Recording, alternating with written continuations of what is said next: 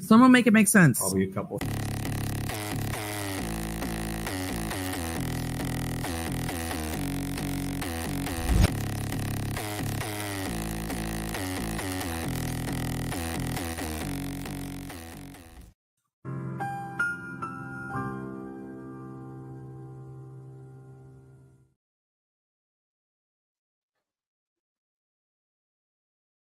Hello, everybody. Happy Mother's Day to all the moms out there, whether it's a human mom, a dog mom, a cat mom, a squirrel mom, all moms. We love all the moms. Hope you guys all had a wonderful day. It has been crazy because I just love this song. It's been crazy for me because I still had a bunch of stuff going on with lessons and trying to fit everything in. I know I said last night, I wasn't sure if I was going to even be able to fit a stream in, but I'm doing it. I'm going to do it. I'm fitting this in. So what I want to do, also, that's what she said. What I want to do is finish day 8. And I've already got day 9 almost completed. So I want to try to catch up as much as I can to real time in the trial. Because there's going to be more testimony starting tomorrow. So we'll see what happens. I mean, if I'm available and something crazy is happening with people on the stand, I might just go live randomly and try to just do it as it happens. So we'll kind of see. So shout out to all my friends, you guys that are here. I love y'all. Super Planner Girl, Wifey. That's just what I see so far in chat. For anyone else, I also love you guys if you're here. But love all of you guys. And yes, we are professionals. So I hope you all had a wonderful day because you guys are moms. So there's that. Yeah. And did you guys get a chance to catch up on whatever you guys missed from last night? Did you guys have any thoughts from last night, from the testimony?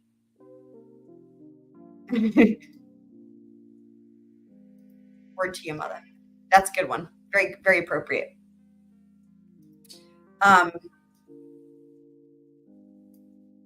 So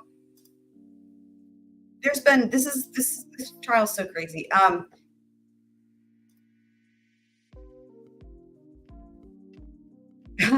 saw some of it. I have not read everything yet. I've been juggling a lot of different things. Yeah, it's been so crazy. So I thank you. I saw the first thing you sent me from the PCA, and I haven't caught up on everything else. So I know it's yes, I agree, wifey. So she says this is like a freaking zoo in the court, and I have no idea how this is real life. Yeah, that's literally what I keep saying is like how is this real life? So I don't remember this part. Did they update this? I don't remember this drum beat kicking in on this song, and we've only listened to it a million times. So maybe they added this.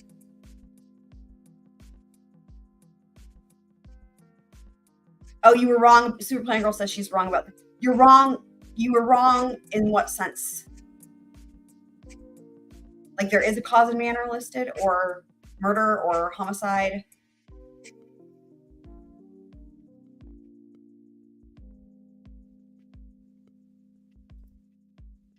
Fancier? I don't know. I'm missing something. What's fancier? Oh. There's the only fan. Oh, I see. Okay. Oh, okay. I see. Do you have the PCA though?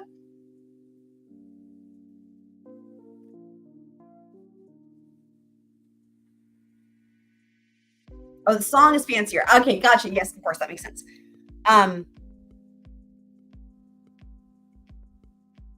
I see what you're saying. Yeah, so in the actual PCA, which she did find. Okay, so hopefully that's what you sent me. Again, I haven't had a chance to catch up on all that, but so they do. Okay.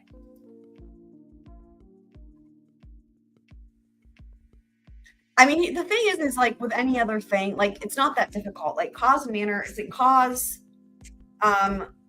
asphyxiation, manner, homicide? Like it's that simple. So I don't know why it's that like if you're not able to just find that, I think that's already weird to me that that's not seen in the PCA or whatever. Gotcha. Yeah. So, because like that should be stated. Cause, manner of death are necessary to charge someone with murder. So, yeah, I should say homicide.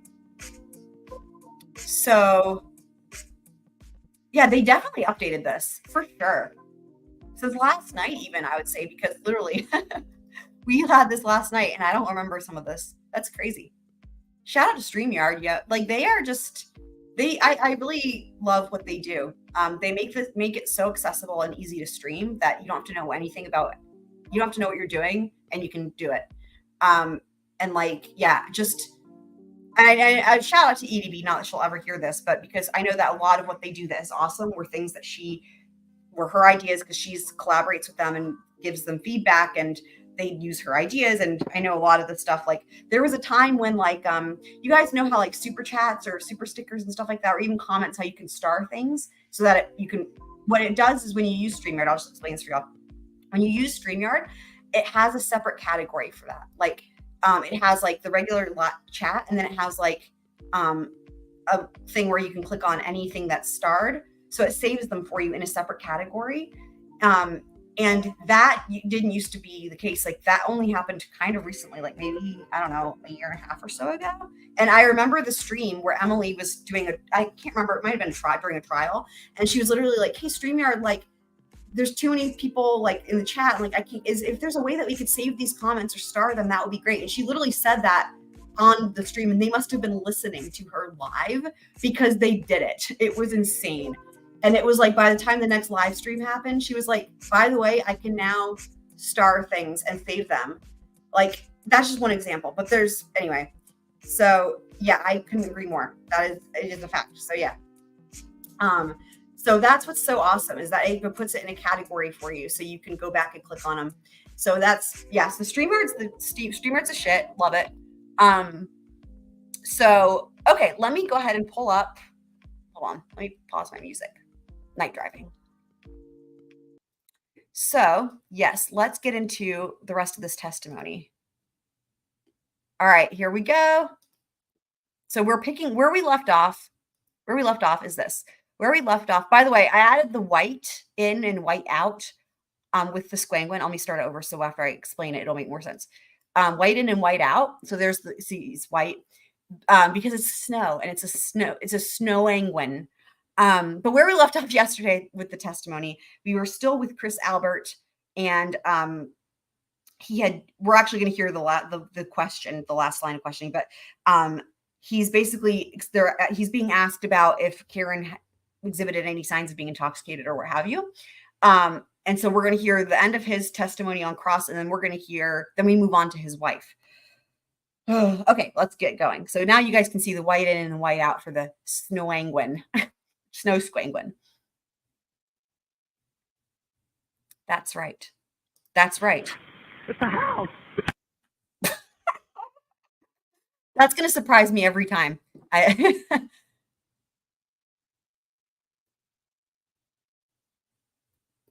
And in terms of Karen Reed's drinking, as far as you could see, she had that glass that she came in with that appeared to have a clear liquid in it, correct? Correct. And I believe you said either a lime or a lemon? Thought I said a lime, but yep. Okay. And you assumed that was, vodka and soda water or vodka in some type of mixer, correct? That was clear? Correct. And if she was, while drinking that night, if she was mixing in water in between alcoholic drinks, it would have been impossible for you to discern which drinks were water and which drinks were vodka, correct? Yeah, I would have no idea. You can't tell that by eyeballing a drink, right? No. Because both liquids are clear. Yes. And in order to discern that, you'd actually have to be given a sip to see. After having more chance to think about this when we were talking about it last night, I don't think that was happening. I understand why he's asking this. This to me, okay, let me put it this way. This defense team is thick, right? And that's a fact. They are awesome. I think that what's been crazy is like they're doing such a good job that we're getting kind of spoiled. I'm going to start with that. We're getting kind of spoiled. And let me say it this way. Like, we're getting kind of spoiled in the sense that if they do anything that is like not just like absolutely mind-blowingly, like, I don't even have a word. That's the way that it is. Blows your mind to where you can't talk anymore, that type of thing. You know, if they do anything other than that, it like really stands out because our standards are different. And actually, let me just say this real quick. I was literally just finishing a lesson. That's why had to move back. Anyway, I was teaching, literally finished with a student, jumped on here. And we talk about this in every lesson with everybody, but literally with this student, this is a really advanced student who's going to be auditioning for college, for conservatories for college, like for music conservatories, and likely have a career in music if he chooses. And so, you know, but we were joking about it because he plays so well. And so like, if he's playing, and like, let me just start with this. Violin is impossible to get in tune. It's an assumption when you first start out, if you're young or if you're not young, whenever you first start learning, there's like an assumption starting out, just get used to things being out of tune. It's going to always be out of tune. It's hard enough to tune it to get the violin in tune. That's before you add your fingers. So like, but then what happens is as you go along and you get better and you get older and you practice, then it changes because then you realize the goal is to get it in tune. So there's a part where it becomes like the opposite of like, well, now we have to try, the goal is now to get it always in tune as much as possible. But the standards change as we get better. So what happens is like, as you're just starting out and you're not that good, like, you know, that's just the way it is, right? That's fact for anything. You have to it's going to be out of tune. It's just going to be out of tune. As you get better, then you start changing your standards, right? And so then the goal is try to get it in tune all the time as much as possible. So all that to say that with the student who was playing, and it's like he plays so well in tune that literally he got to this part in this difficult piece and he played like he had a shift that was slightly out of tune and he stopped and we both laughed because it was like, it's like, oh wow, that was out of tune. And he actually apologized. He said, I'm sorry, I played out of tune. And I was like, don't apologize. But then I even stopped and I said, boy, I was like, that just shows you like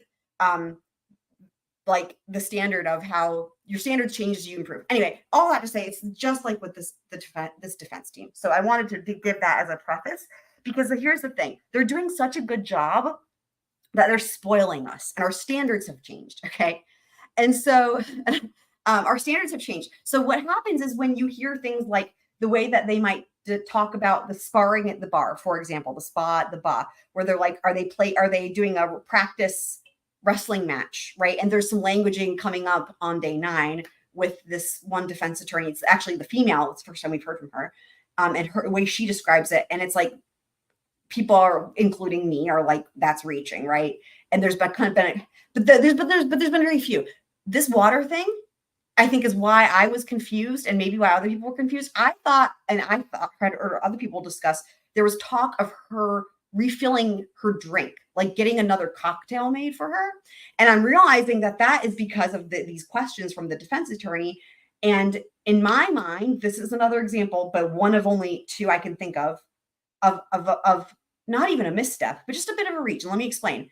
The way that I figured this out was because last night when we got to this part, the question about the lemon or the lime, let me rewind it so this will make sense.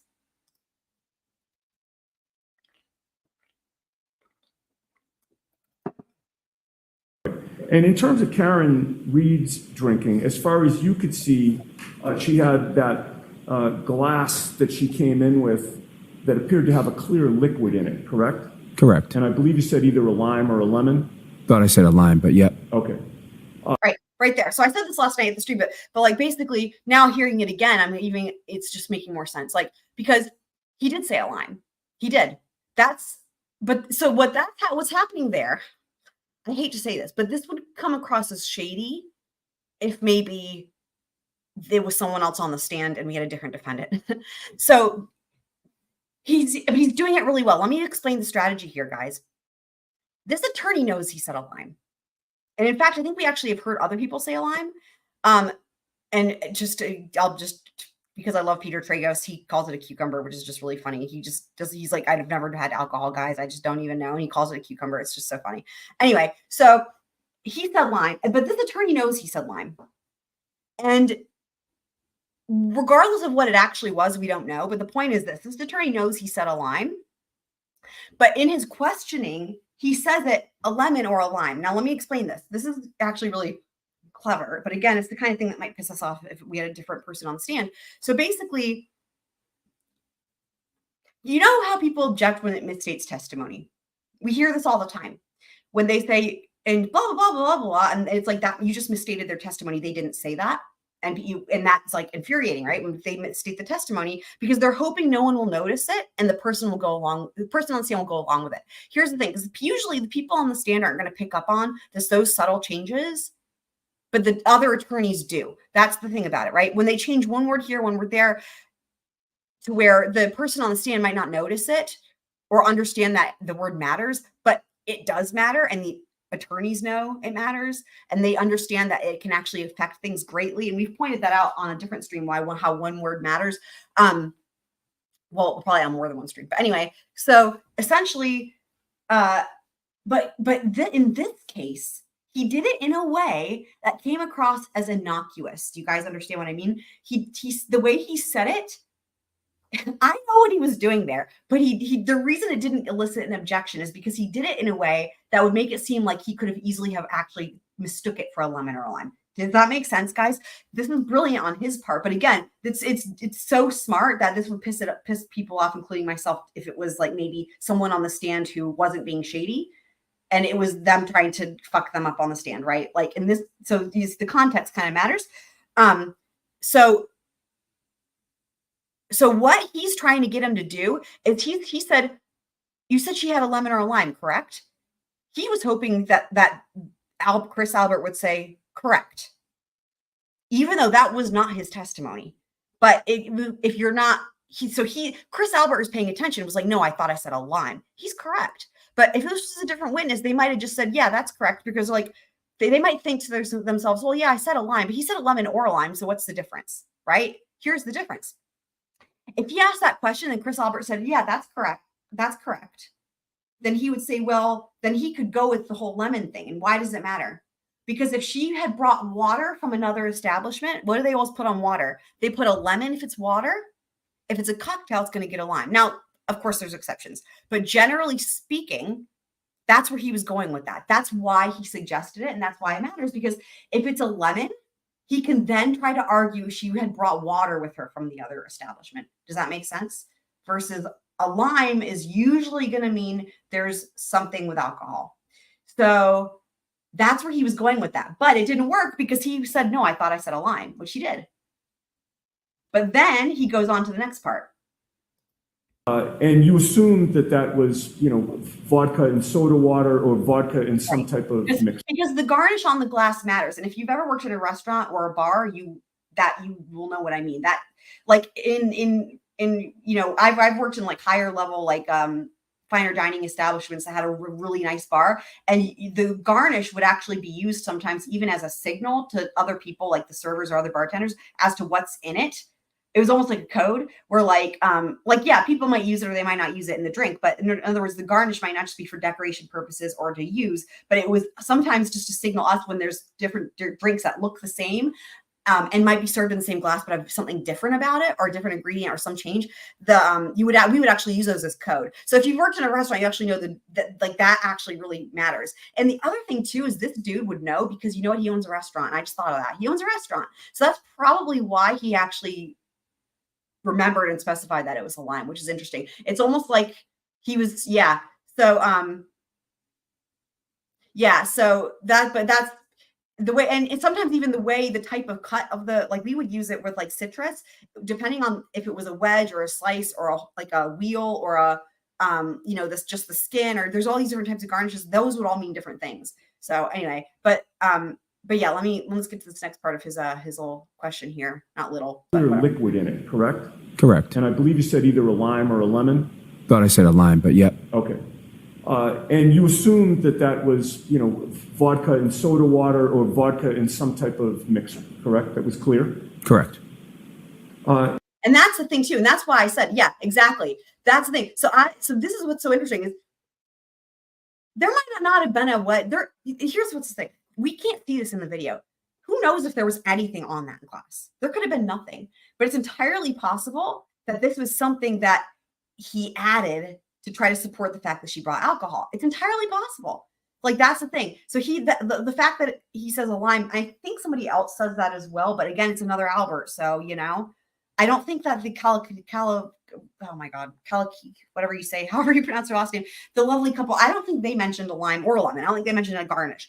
But anyway, but yes, it could be strategy on his part to try to support that it was alcohol and not water. But either way, he did say a lime and he remembered that. And their attorney remembered it, but on purpose was trying to trick him essentially there. So yeah.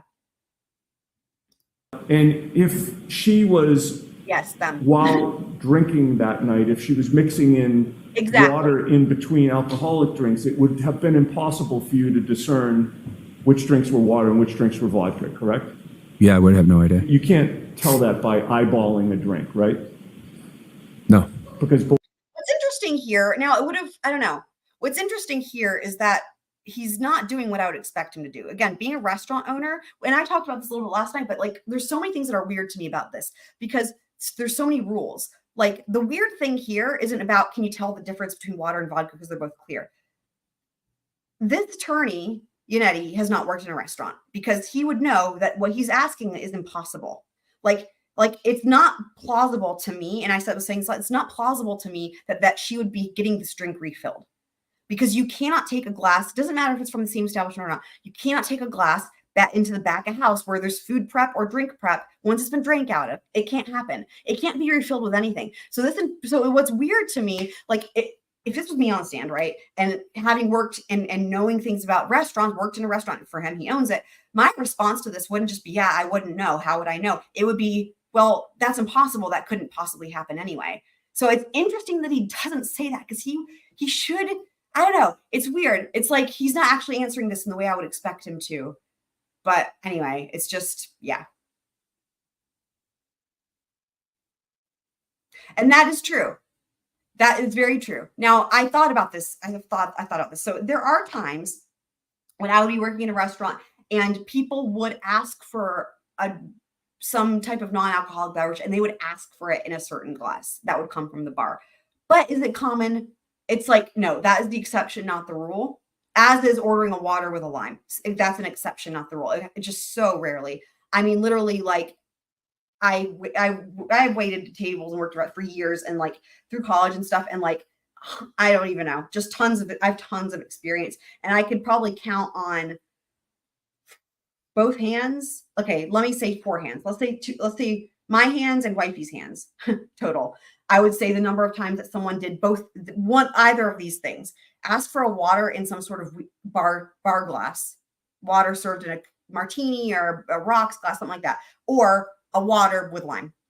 Unless it's sparkling water, I'm not going to include that because that's a whole different, that's actually a beverage you order and it would come in a bottle. So that's different. But just regular water with a lime instead of a lemon. Yeah. I would say that happens more often than in a different glass, but both of those are very rare. So yeah, that's how you're able to remember all the different combos. Exactly. Yeah. So the glass and the garnish both are signaled to the person who makes it, or or the servers what's in it for both sure. liquids are clear. Yes. And in order to discern that, you'd actually have to be given a sip to see, right? Okay. But in any case, Karen does not appear to be under the influence of alcohol to you.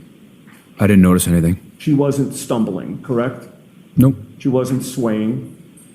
I didn't notice. She didn't appear to be. One thing I would do, sorry, now I'm just thinking about this. I'm gonna have to rewind this probably a second. But one thing I would do also is, like, in the South, there's like sweet tea and people love their sweet tea. And there's also unsweet tea. But then there's the people that want half and half. And then there's the people that want 1/3 and 2/3 or 1/4 and 3/4, and they want different combos. So they might just say, oh, I want unsweet tea with a splash of sweet tea. So there's people get real funny with their teas. And so like what I would do is I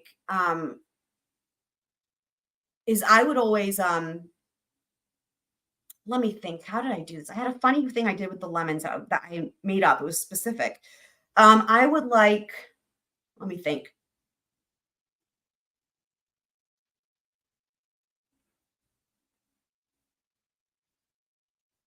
And there was also something I did with the straws.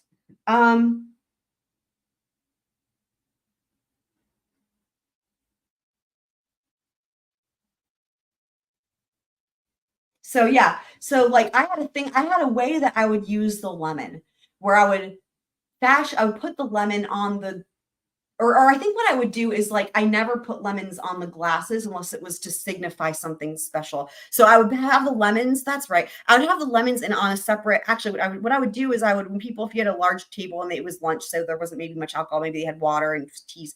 Oh hi, tennis girl, happy to see you.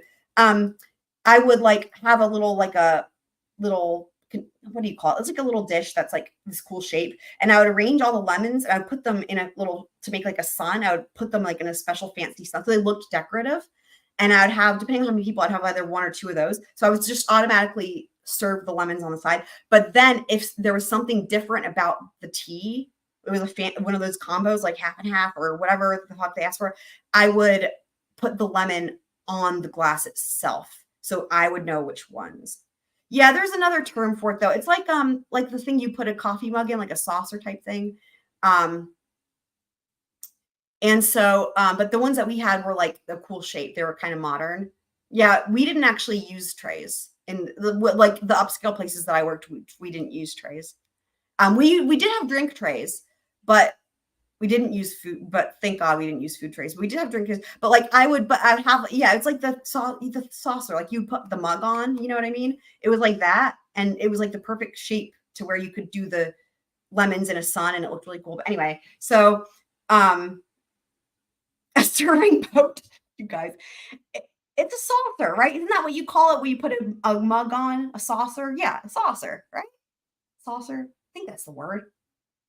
Flying saucer. Aliens got involved. No, just kidding. So, yeah. So, and it used to be too, when I worked in not as fancy places, I had a way I would do it with the straws where I would, if there was something different, I would do the thing where you take the straw and you like pinch it so that the top of the wrapper is on, but then the bottom is off, and then you handle it by the top where it has the wrapper, and then you put it in the drink.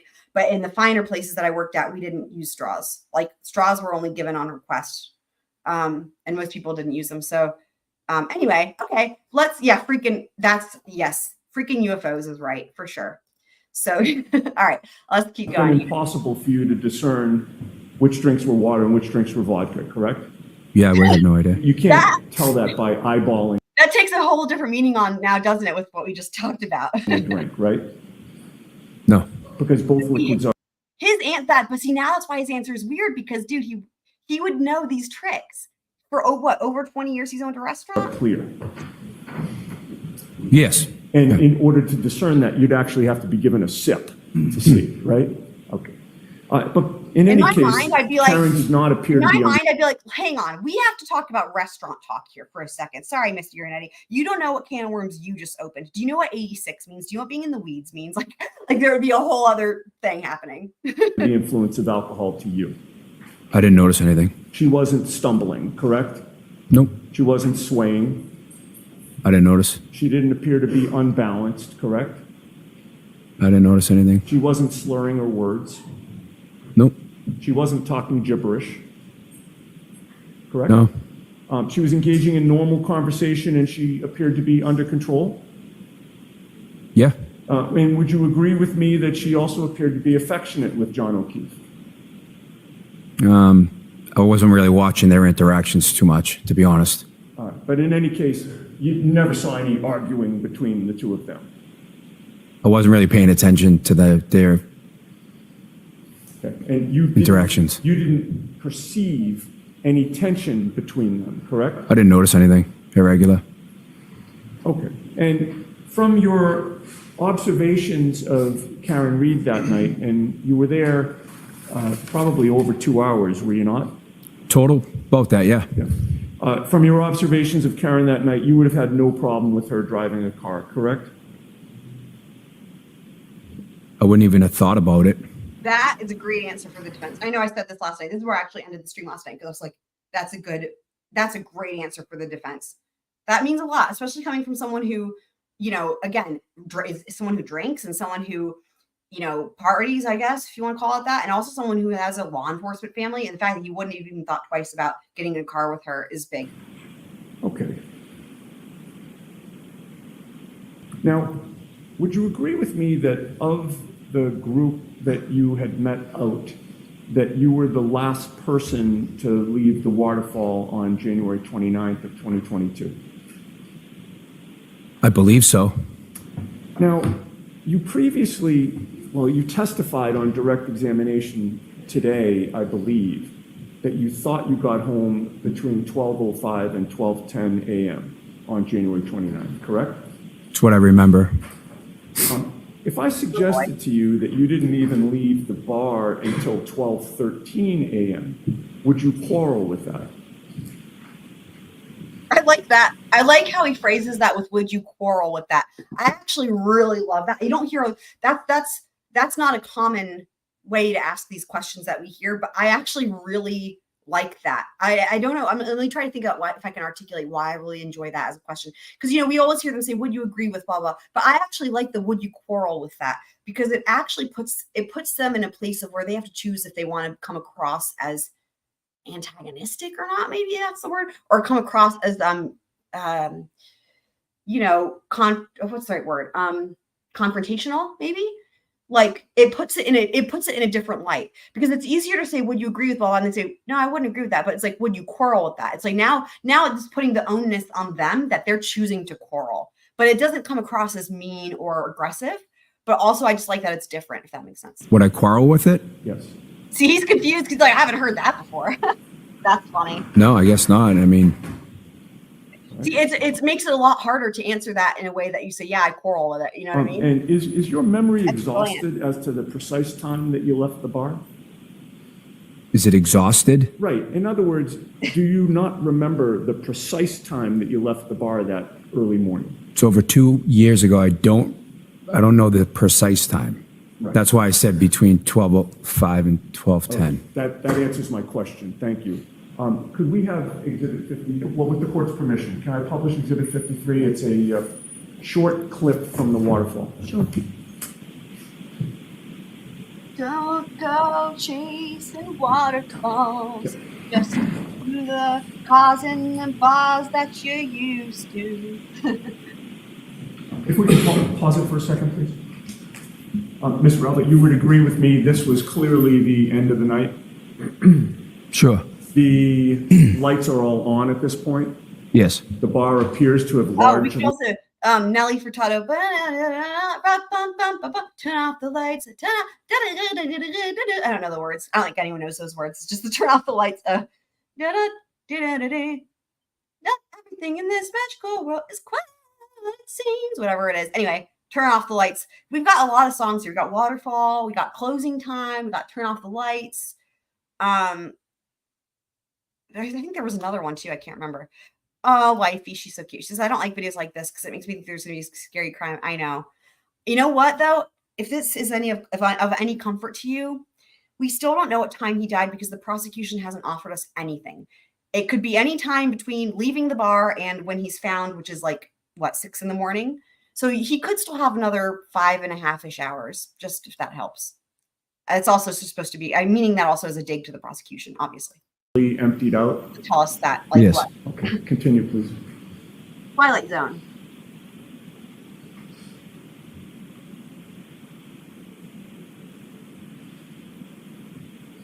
Pause it.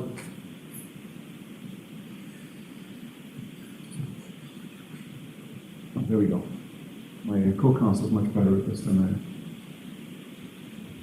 Do you know who that person is who's leaving the bar at this point at 12:13 and 43 a.m.? Stina, it might be better without that spotlight. Okay. See it now? That's fine. Yeah. I believe it's me. Continue, please.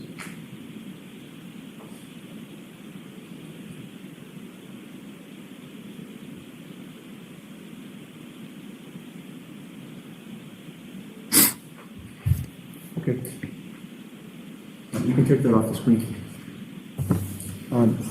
So, having now viewed that video with the timestamp of 12:13 and about 43 seconds or so, does that refresh your memory as to when you left the waterfall? Yes. That would mean it would have been impossible for you to get home to Maple Street by 12:05 or 12:10, correct? Correct. Now, Tennis Girl, if you're still listening, I just made you a command. Let me know if you like it or not. I don't know what else there it is, Nightbot. I'll put it up on the screen. So here's Nightbot. Sorry, I didn't make it. Nightbot made it. It was supposed to look like tennis balls. I guess the emojis are different on different platforms. I used my phone to do it. So anyway, but that's how Nightbot is showing it here. I guess there is a tennis ball. So, oh, good. Okay, awesome. So guys, we have a new command. Remember, if anyone is ever curious, just to remind everybody, these are all accessible. Nightbot, do your thing. Do your thing, Nightbot. Cute. He's thinking about it. He's trying. There he is. He did it. Yay. There it is. Thank you, Nightbot. Love you. So I'm glad. Okay. I'm glad you like it, Tennis Girl. Thank you. Nightbot is so cute. I love him. It was about maybe a 7-minute walk home. Would you agree with me? From Waterfall to Maple? No, I said 7 minutes from D&E to Waterfall. Waterfall to Maple is probably less than 5 minutes. So it's your testimony that D&E is closer to the waterfall than the waterfall is to Maple Street? Cute. D&E's farther away from Waterfall than farther away from where I live than Waterfall is. I understand. Oh, I don't follow you. I'm sorry. I'll try to clarify. Dude, this is there's so much great stuff going on in the chat. I'm like, anyway, I think Super Planner Girl, I guess are you still here? She was saying, I think it was her. She was saying that like her and DSN, and I can't remember if there was anybody else too, but that they've now taken to like when they're in the chat at STS and they see each other, they do their commands in the chat. And that, it doesn't make anything pop up, but they all know what it means. So, and it's funny because I actually saw it one time, like I saw that once they mentioned it, I saw that. And then I was like, you actually do notice it. You do notice that someone did a command, even if it doesn't elicit the response, which is really funny. So isn't that so cute? So, but I just wanted to say that because now you guys can do it with Tennis Girl too. So, which is so cute. I freaking love that. And that's brilliant. Good. Look at this. We have the best group here. She's here, but she's looking at the D&E pizza menu. What does it look like? What kind? I'm so curious now. I don't know how I hadn't thought to look that up, but that's brilliant. Okay. I don't mean to be confusing here.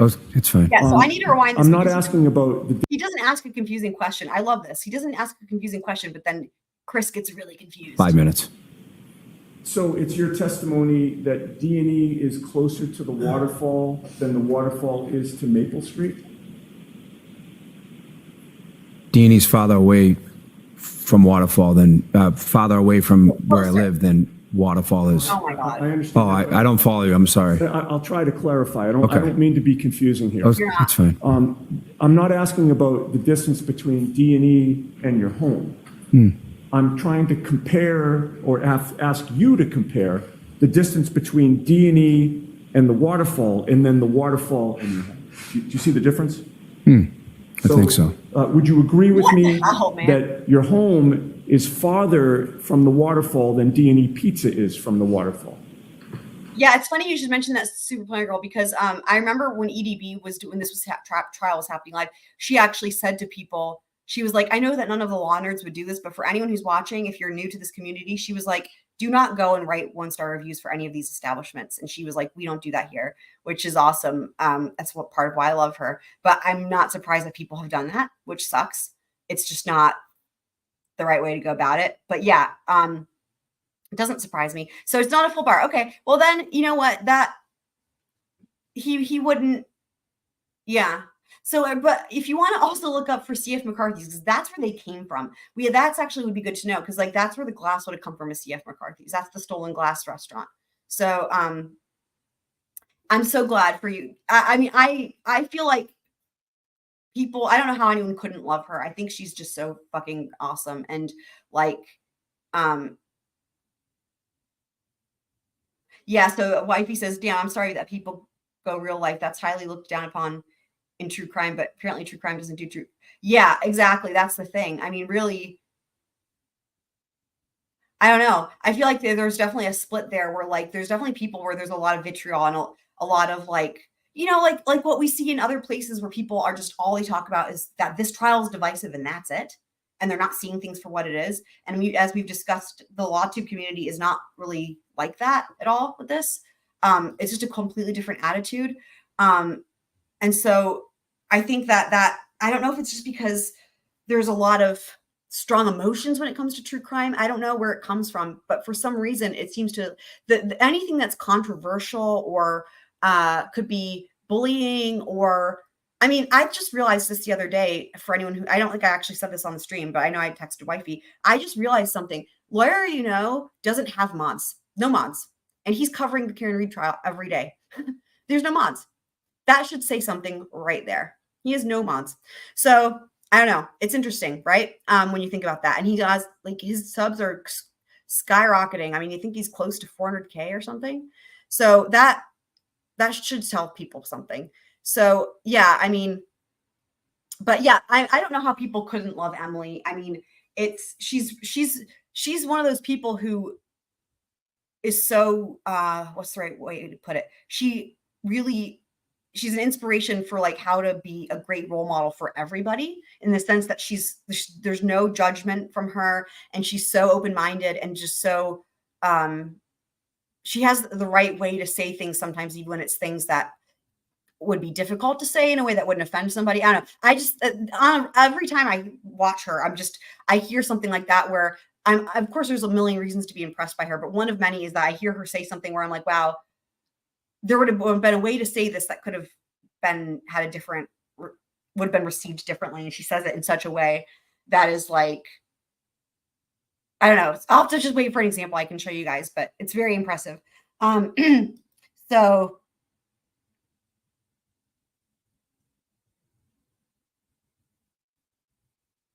yeah. So are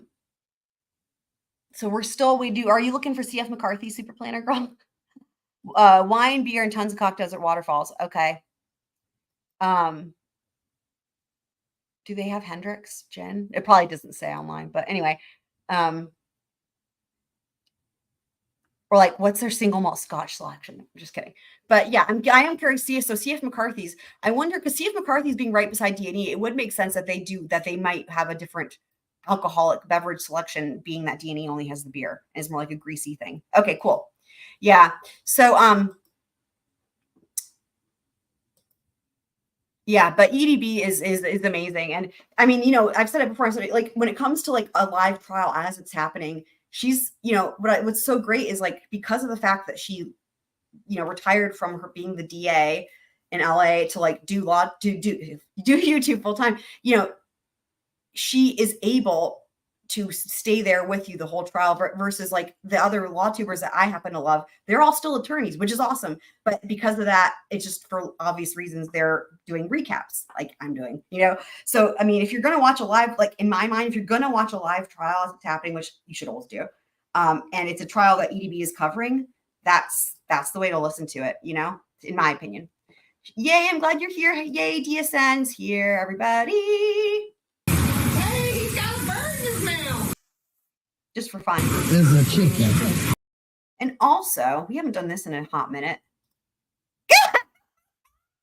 Sorry, it surprised me and I knew I was doing it. Oh. And then that reminds me of the bulge. So yeah, I'm glad you guys glad you're here, DSN. I hope your wife had a nice birthday. Wait, her birthday was on Mother's Day? Am I getting that correct? Oh, we got a Poot command. Hold on, let's do this the right way. I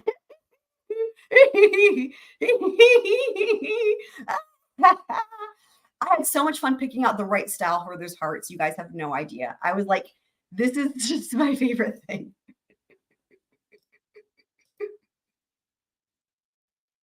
Yeah, I wouldn't expect it to say lime. I'm just wondering, can you get an idea for the types of glasses that they have? That's one thing that you could sometimes get a feel for.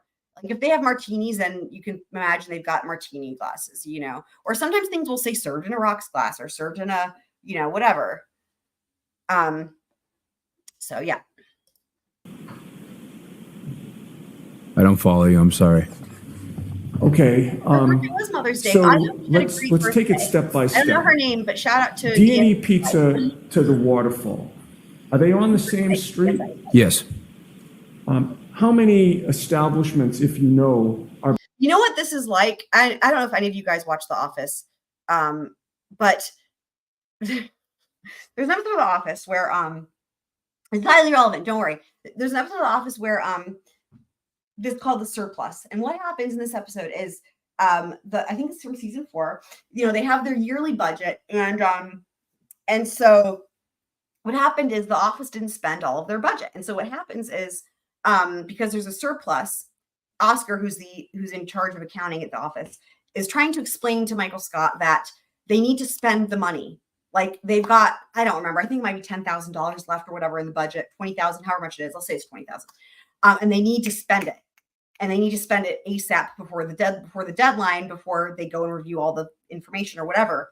And it seems like a simple enough concept, right? So Oscar is explaining it to Michael Scott and trying to explain it. And he's like, and at first he's not getting it. And he's looking at him all confused. And he's like, explain it to me like I'm an 11-year-old. And then he tries and he still doesn't get it. And then he's like, explain it to me like I'm an 8-year-old. And he still doesn't get it. And then he's like, explain it to me like I'm 5. And then Oscar goes, okay, so your mommy and daddy give you $1 for a lemonade stand or whatever. And eventually then he gets it. It's so fucking funny. This is like that. That's what's happening here. He's like having to say, explain it to me like I'm 5 because I don't understand your basic question. So let me rewind it just a second.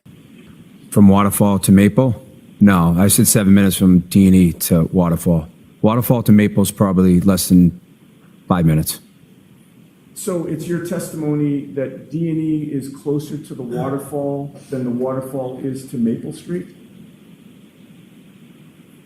D&E's farther away from Waterfall than, farther away from where I live than Waterfall is. I understand. Oh, I don't follow you. I'm sorry. I'll try to clarify. I don't Okay. mean to be confusing here. It's It's like, fine. explain it to me like I'm I'm 11. not asking about the Step distance one. between D&E and your home. I'm trying to compare or ask you to compare the distance between D&E and the waterfall and then the waterfall and your home. Do you see the difference? I think so. Would you agree with me Just explain it to me like that the your age. home is farther from the waterfall than D&E Pizza is from the waterfall? We're I don't good. follow you. I'm sorry. That's explain it to me like I'm 5. Okay, so let's Your mommy and take daddy it give step you $1 by for a step. lemonade stand. D&E Pizza to the waterfall, are they on the same street? Yes. My wifey, I love you. How many establishments, if you know, are between D&E Pizza and the waterfall? Just a few. Okay, so it's a very short walk from Yes. D&E Pizza to the waterfall. Yes. Correct? Your home on Maple Street is not on the same street as the waterfall, correct? It's off of the same street. But it's not on the same street. No.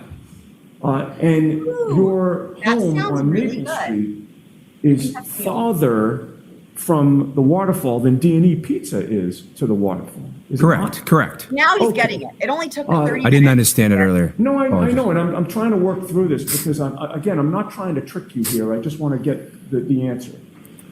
So you would agree with me that it would take you longer to walk home from the waterfall than it would take you to walk to the waterfall from D&E Pizza. Correct. All right. And I believe you said that one walk was 7 minutes and one walk was maybe less than 5 minutes, correct? Yes. All right. The 7-minute walk would have been the walk home as opposed to the walk to the waterfall, correct? Yes. All right. With regard to the timing of how long it took you to go home, I believe your best estimate is about 5 minutes. Is that your testimony? And when I say home, I'm not talking about from D&E Pizza. I'm talking about that early morning when you're at the water. I think it's so interesting too how they don't get into why he doesn't drive to work or he didn't this day. I don't know. I have questions about that because, like, he didn't. He walked to work like in the morning or whatever. Like when he went to work, like when he could have chosen to drive to work, he walked. And what is it? I guess they're still quarreling over how long it takes, but it's not like it's 5 steps away. Right. If you go again, if this is like we're talking the distance between Waterfall and D&E, yeah, they're 10 steps or whatever. They're so close. But that the house is not. And like it's winter and it's snowing or it was gonna snow or I don't know. It's still just like if you have, and then we know they have a lot of cars. It's interesting. I understand. Yeah, They don't I'd have say a- around 5 minutes. I think from the waterfall to Maple Street. Fair enough.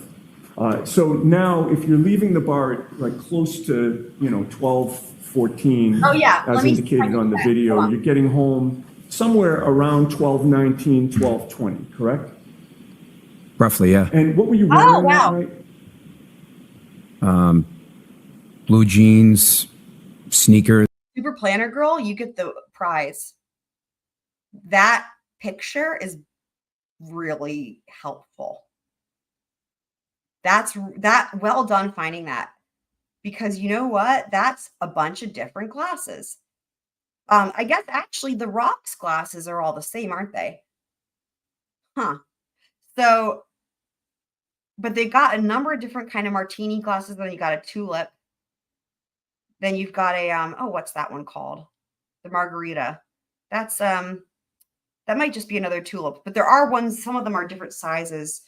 Trying to remember the name that we would serve our fancy bottled beers in. Anyway, interesting. That must be sangria in the wine glass, I guess. Wow.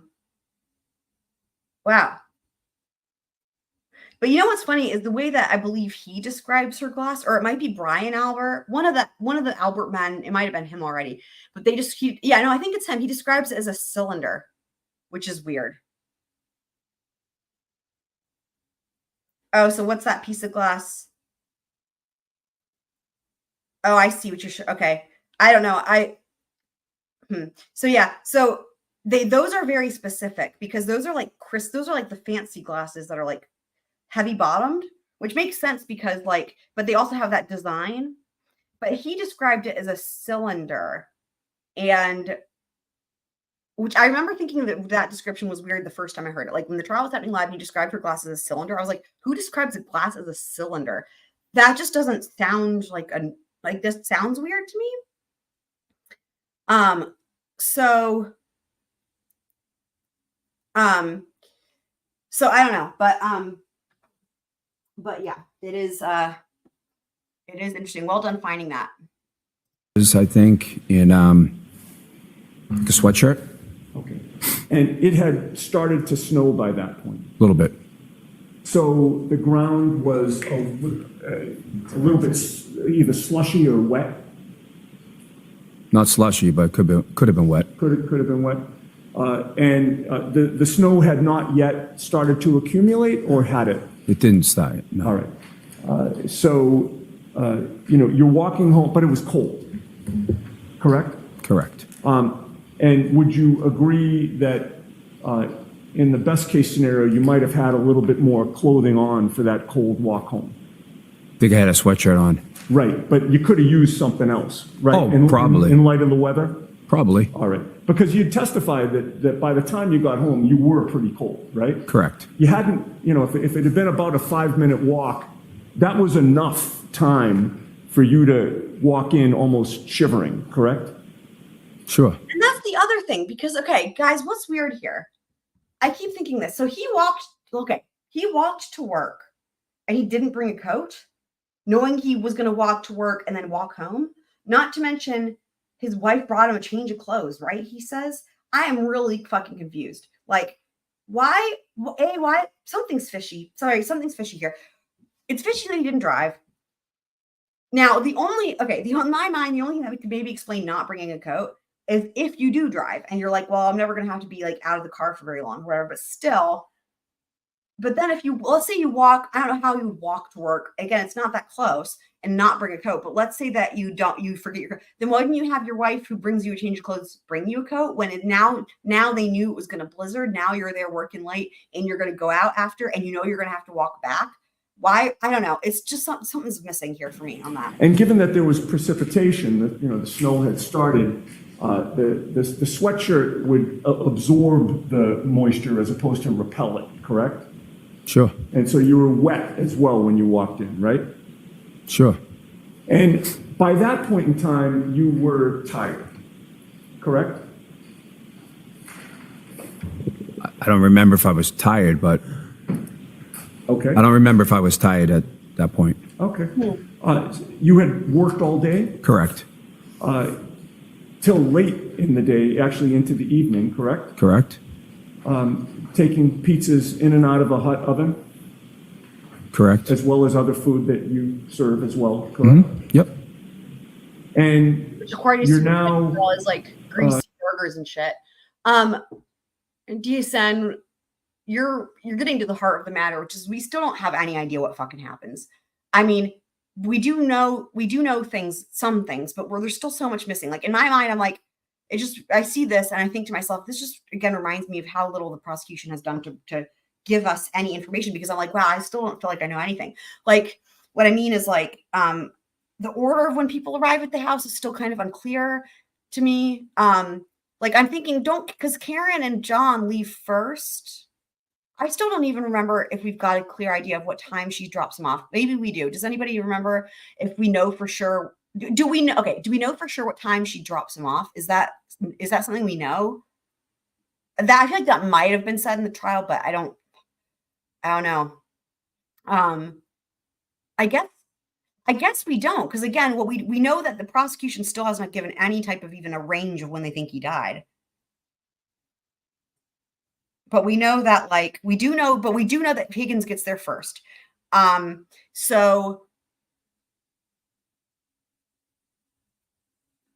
what I'm wondering is like, is it possible that John and Karen beat the Chris? Like, could they have arrived at the house between Higgins and Chris? Or I don't know. I'm trying to. I wish I could get a better idea of when people show up. I wish there was like a chart or a graph or something. Right. Correct. Yeah. Right. We know he gets back later. Yeah. They open the window for him getting home at 12:15. Right. To now getting. Oh, that's absolutely the case. That's 100% the case, that they're avoiding details on purpose.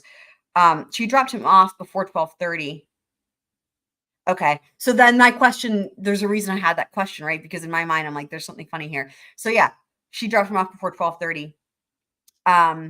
So then, yes. So then John and Karen showed up before this guy and after Higgins, it seems like, right? I mean, again, the prosecution's not made that clear, but we can figure that out using our brains if we use the information that's come out on basically from Cross, right? And by the way, you'd had a couple of drinks or a few drinks, whatever it was, at the waterfall, correct? Correct. And you decided not to go to your brother Brian Albert's house, correct? Correct. That was in part because you weren't up for the continued partying at that point, correct? Yeah, I just wanted to go home. Right. And so when you got home, would you agree with me that your first priority would have been getting out of the wet clothes that you were in? Correct. And where would you have done that within your In my home? bedroom. And is this a townhouse? Or is it a freestanding residence? It's a condominium. Condominium? How many floors? There's 3 floors. And your bedroom's on the top floor? Correct. And the entrance is ground level? Yes, Correct. and you understood me correctly the first time. Not to Waterfall, unless you're responding to something else. But I was thinking to the Alberts house. That's what I was asking. But yeah, you got that. This answered the question that I had right there. Correct. When you first entered the home in those wet clothes, where was your wife, Julie? Upstairs in the bedroom. And was she already washed up and ready for bed? She was lying in bed. And where did you go when you walked in the ground level? I went up to the bedroom, All right. took off my clothes, jumped in bed. All right. Do you have a master bath with regard to your bedroom? There's a bathroom, yeah. All right. That would have been where you brushed your teeth But yeah. and washed up? But I did. That's where I would do those things, but I didn't do them. You didn't those do things. either of those No. Oh, Okay. gross. Did you grab a drink of water before Nope. you went to bed? Nope. All right. So you essentially I don't know. came It's home. weird. I cannot go to bed without doing certain things, and that includes brushing my teeth and getting water. And you guys have maybe heard me talk about, I think maybe I've mentioned it on live stream. I have a thing with, no, I have. Now I have a thing with water. I'm always drinking water. And I think I've mentioned before, ever since I was a little kid, I always have my water cup. It's the same. I cannot go to bed without water. I don't just like get a drink of water and leave. Like I always have water on my person wherever I am. That includes next to me when I'm sleeping. And even as a kid, I never made it through a night of sleep without waking up for water. I just get thirsty. I don't know. Maybe there's something wrong with me, but I just drink a lot of water.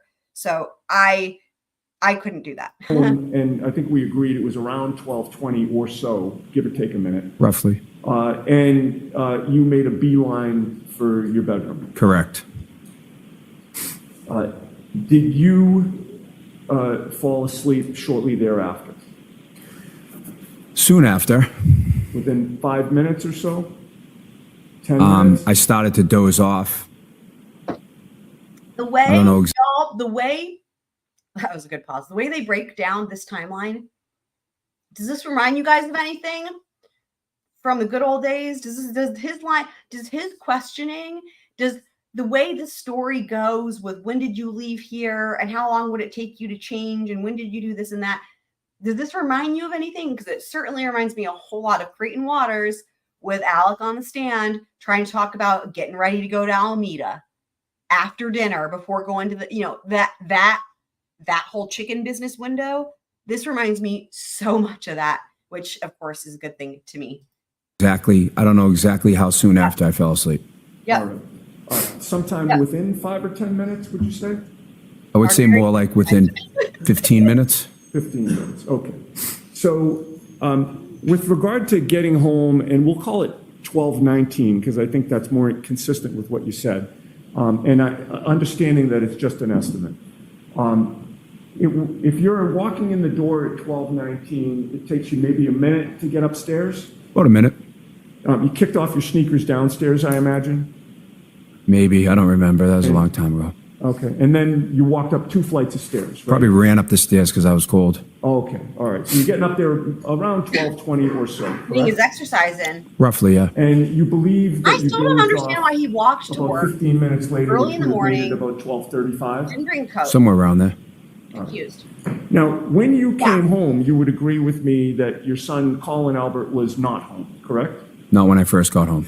This is just like you guys. This is just like Creighton grilling Alex about when Paul and Maggie came home and when did they go to the shed? When did they come back from the shed and from riding the property? Remember? And he was able to show that like it didn't add up it just didn't add up. Like it didn't work out.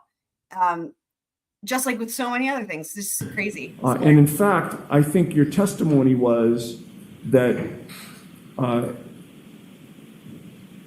10 minutes after you got home, he opened the bedroom door? I think that's what I said, yeah. Do you want to stick with that? I'm just trying to recollect what I, thinking it over. So obviously it was a little bit longer. Because you actually woke up when he opened the bedroom door, correct? I don't think so. Did you not just testify before this jury just, I don't know, maybe an hour ago, that you fell? Yeah. Has that come into evidence yet? I can't remember. I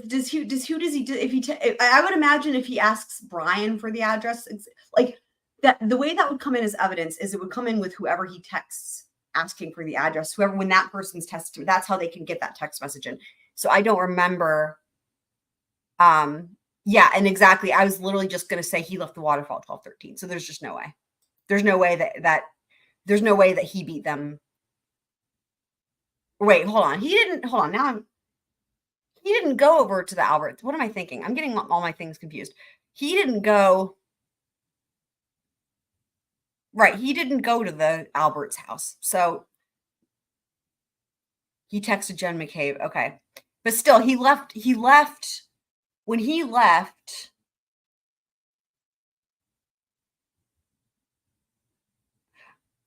I wonder, is this what's part of what's happening here? Maybe this is why I'm confused. Is part of what's happening here? Okay. At first, I thought the thing with the timeline was this, and it still could be. first of all, the thing with the timeline was this, that they're trying to show that Colin, like initially when they first went down this line of questioning, and this feels like ages ago, but it was like when they first started asking about how long it would take him to do this, people were all confused. And I thought to myself, I know exactly why he's asking this. He's trying to prove that he's trying to show that he's lying about what time Colin got home. That's what I was thinking because of the whole thing about Colin coming home and saying goodnight or whatever. But I'm wondering, is there a second purpose? Because now I'm like, hold on, are they trying to show, but this would make sense because of my confusion thing with the car. Huh. And now I'm like, well, you know what? Of course they wouldn't subpoena fucking car data and cell phone records. Okay, let me just explain what I'm talking about because you guys are probably like, what is happening? So remember how I keep saying over and over again repeatedly, I'm just really confused as to why he walked to work and he didn't bring a coat. None of this has been adding up to me. I mean, this is interesting because I'm wondering in my head, I could be completely wrong because I don't know again, they haven't shown us all the information and I don't know anything that you guys some of y'all might already know from hearing it about or whatever. But like, what I'm wondering now is like, is it possible? Like, is what's happening if there's a window, if he left the waterfall at 12:13,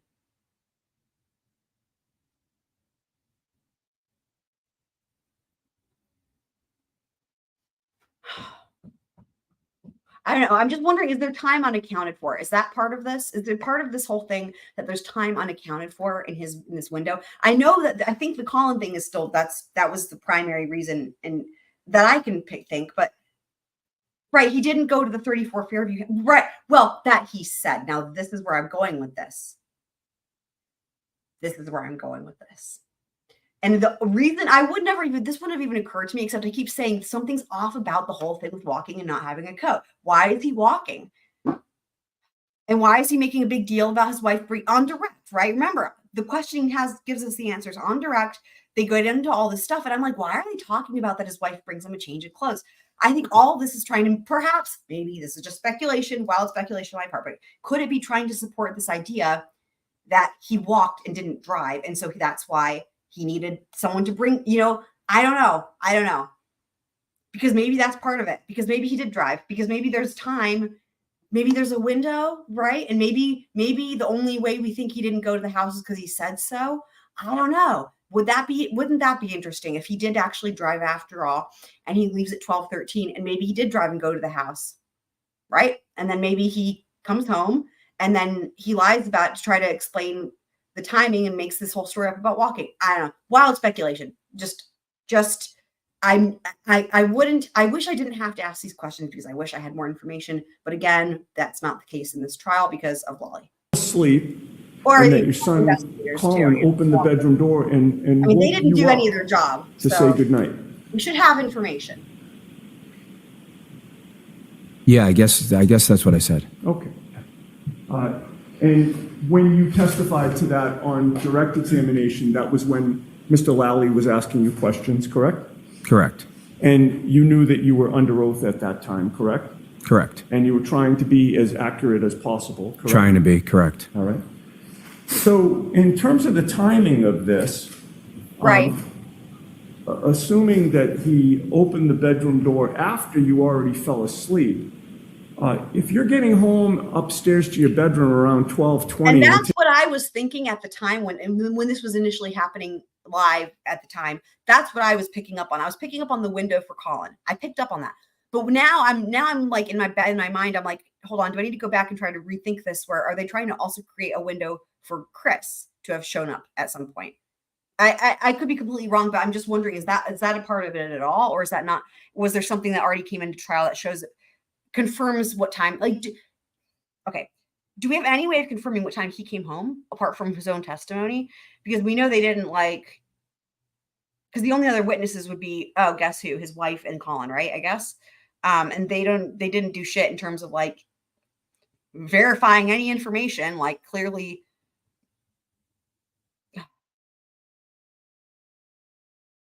I mean, you know what would be great is if we had other security cameras that showed these people coming and going and what times. Why is that not happening?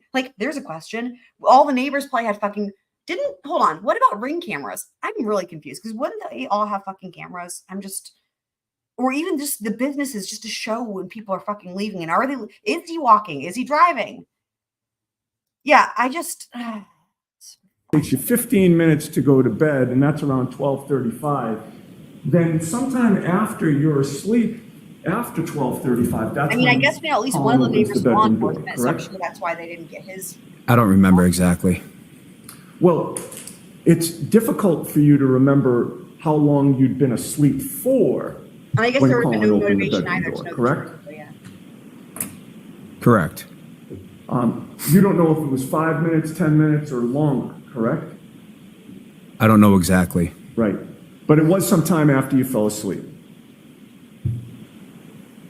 To the best of my recollection. Yeah. Could Chris have driven? I mean, I think the whole this walking thing, like you're saying, is just really weird to me.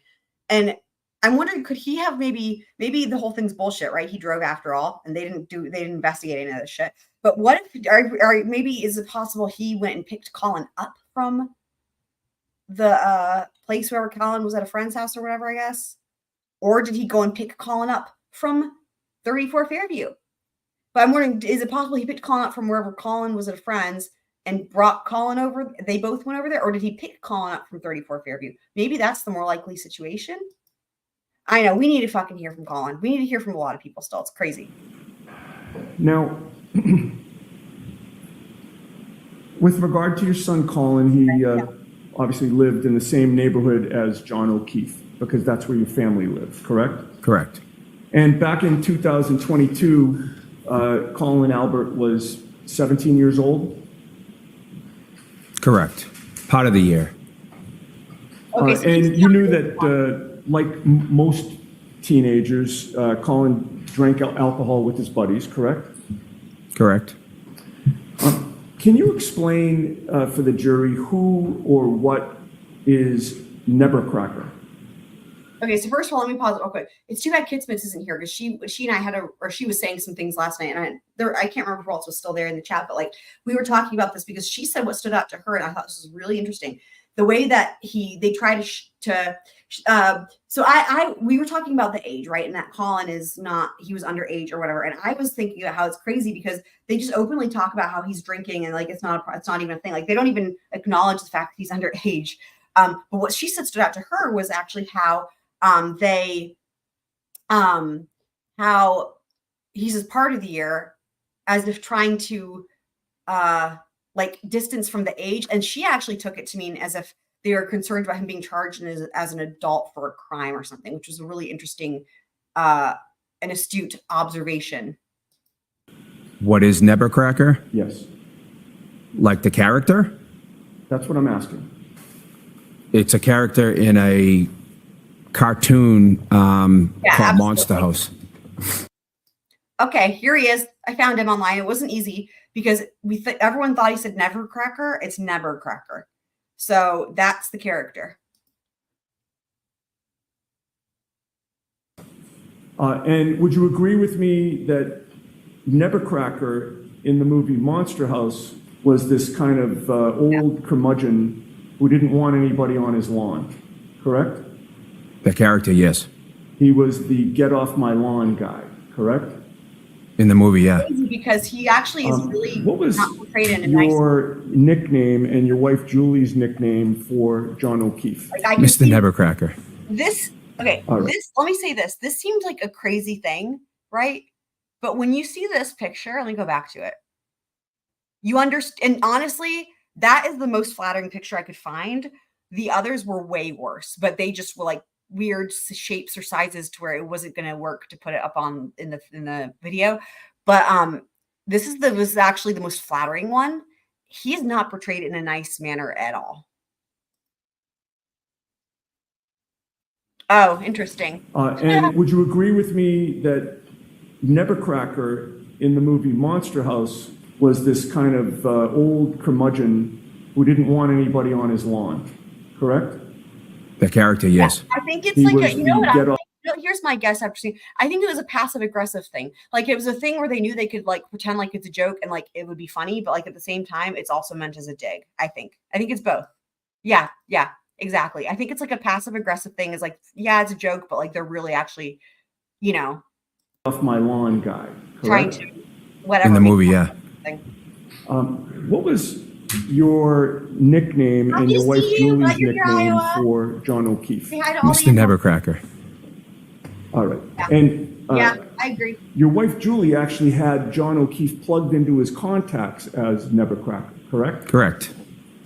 In fact, you were there one time when Julie showed Karen Reed, her phone to show how John O'Keefe was plugged in as Nevercracker, correct?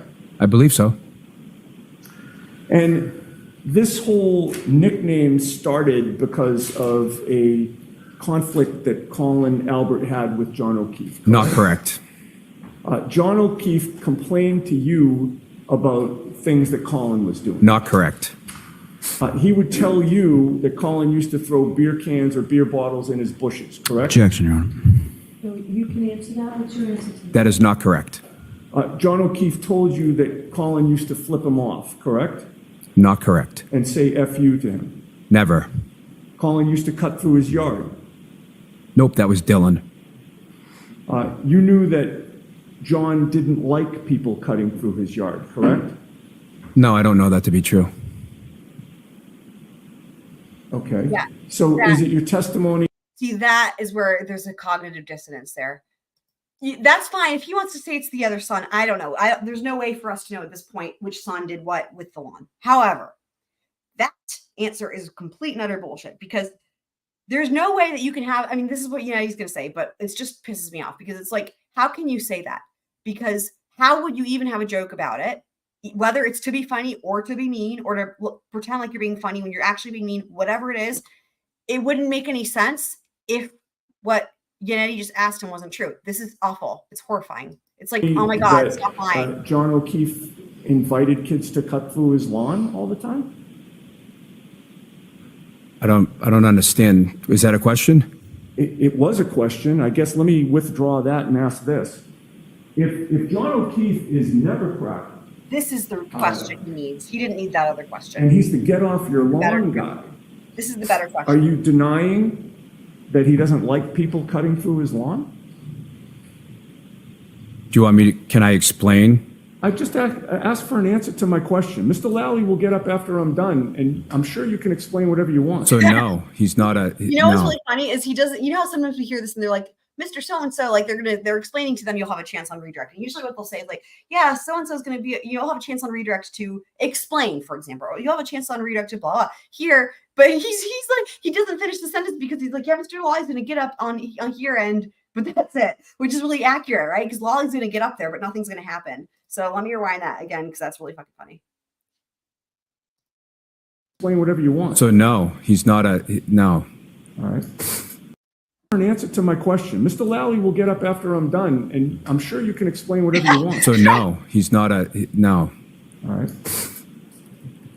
Well, you would agree with me that there was a time when John O'Keefe was not home that you and your wife Julie went to his house That is correct. and you entered onto his property, correct? I have a question for y'all. Who do you think is going to cross Trooper Proctor? And I don't even know what Trooper Proctor looks like. I don't know anything, which is great. I'm just going to be a complete surprise for me. I have no idea what is, I just know what I've heard from the trial. But I wonder, who do you think is going to cross him? Is it going to be Yannetti or Jackson? Or I guess the girl maybe could. I mean, I don't know. But I'm just curious what you guys think. On his front property, yes. And you had drinks in your hand. Correct. And you thought it would be funny to have a photo taken of you and your wife with drinks in your hand on his property, correct? Correct. And you knew it would be funny because you knew it would annoy him, correct? Objection, Your Honor. Oh, you can go ahead. Can you answer that? Yeah, he was actually asking us to watch his house while he was away. Right, but that doesn't answer my question, which was, That's funny. he didn't ask you to go onto his property with drinks in your hand and take a photo, correct? He asked us to watch his property. Okay, but again, in answer to my question, the answer is no, he did not ask us to go on his property and take pictures of ourselves with drinks in our hand, correct? Yeah, he didn't ask me to send him a photo. And you would agree with me that Nevercracker wouldn't like a photo of somebody on his lawn with drinks in their hands, correct? The cartoon character, Nevercracker? Yes. Objection, Your Honor. Sustain. Next question, please, Yes. Christine Eddy. I have the photo. Mr. Albert, I place 2 photographs before you. If you could take a look at those and tell the jury if you recognize what they depict. I do. What do those photos depict? It's me and my wife straddling John's fence. We're giving a thumbs up in one of them and a smile in another one. When these pictures came in, I was like, holy shit, they have pictures of them fucking around on the fence. I was dying laughing. I was like, this is amazing. And you say John's fence, so that's actually on John's property, Like, well correct? done. Well Part of it is, yeah. I mean, I don't know what the easement is from the street to the fence as ownership goes, but yeah. All right. I know the town owns a certain portion of it. Would you agree with me that that photo was taken in April of 2021? Super planner girl, do you mean me? And let me say, well, here's why I'm asking that. Because sometimes CW people will put for Creighton Waters, and in this trial, people put CW for Commonwealth in some places. I've seen it. So if you mean me, if you can say Chelsea or just do a squirrel or something, because even though these are my initials and normally I would associate myself with that, it's really funny because when it comes to covering trials and stuff, CW has so many other meanings that I don't even look at it and think it's my initials. Like I don't recognize my initials anymore. I see that and my first thought is Creighton, which is just really funny.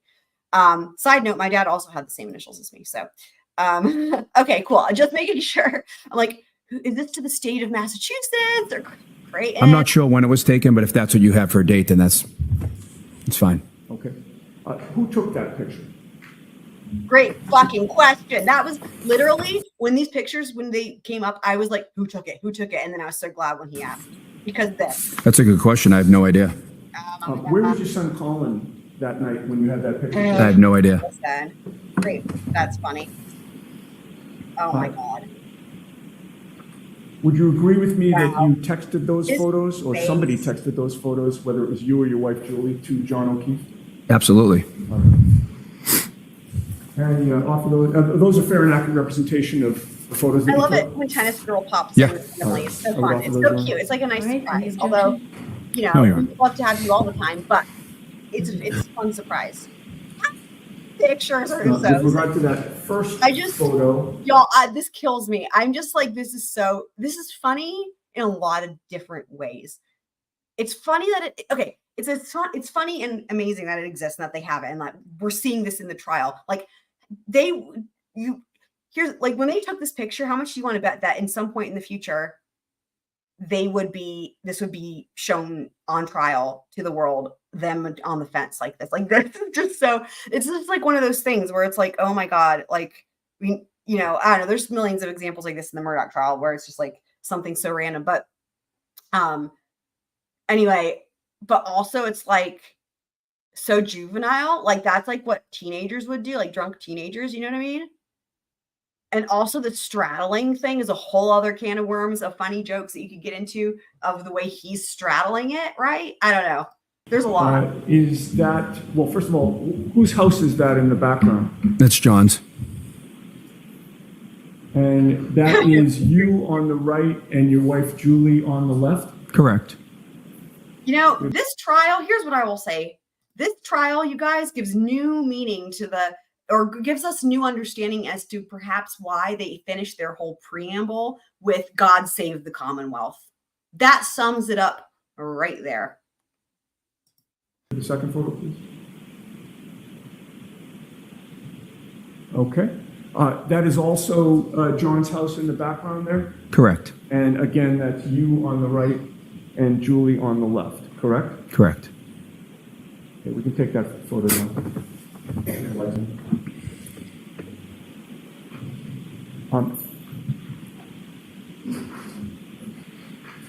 Now, would you agree with me that those photos give some context to the text that you sent him on January 28th when you were trying to get him to come out and you threatened to, quote, fuck up his lawn if he didn't come out that night? What do you mean give context to? Well, in other words, here you are texting him photos of you and your wife on his lawn, correct? Yes. And that's a common theme that explains the January 28th text where you were threatening to fuck up his lawn, correct? Objection, Your Honor.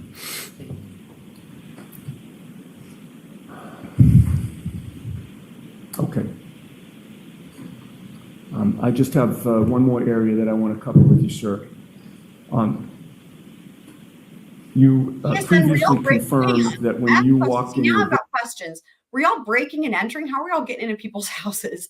Question. door on January 29th of 2022 after coming home from the waterfall, your son Colin was not home, correct? That's correct. Oh boy. At that time, you had no personal knowledge of where he had been that night, correct? That's correct. Since that time, you know that he was at your brother Boy. Brian's Oh, boy. house that night, Brian Albert. That's correct. Oh boy. Your old home, correct? Where I grew up, yep. And you knew that address to be 34 Fairview Road. Correct. And you knew that that was the same house outside which John O'Keefe was found dead later that morning, correct? Correct. I may have a moment? Sure. Just one other question, sir. When you spoke to Trooper Proctor on February 10th of 2022, you would agree with me that you never mentioned that Colin Albert was at your brother Brian's house that night, correct? Objection, Your Honor. Oh, I don't remember. No further right. questions. thank you. Good morning. Good morning. Could you please state your name and spell your last name for the jury? Julie Albert, A-L-B-E-R-T. Good night, night. And where do you live now? I live at 22 Maple Street in Canton. And how long have you lived with us? A little over 2 years, And how long in total have you lived in Canton? my whole life, 48 years. And where did you live just prior to living on Maple? I lived at 7 Meadows Avenue in Canton. And how long period of time did you live at 7 Meadows Ave? 15 plus 20 years, about 20 years. And do you have kids? Yes, I have 3 boys. And are you married? Yes, I am. And what's your husband's name? Christopher Albert. And your 3 boys, how old are you? My oldest, Christopher, is 25. My second son, Colin, is 20. And my youngest son, Dylan, is 16. And do each of them, where do they live? Do they live with you? They all live with me, yes.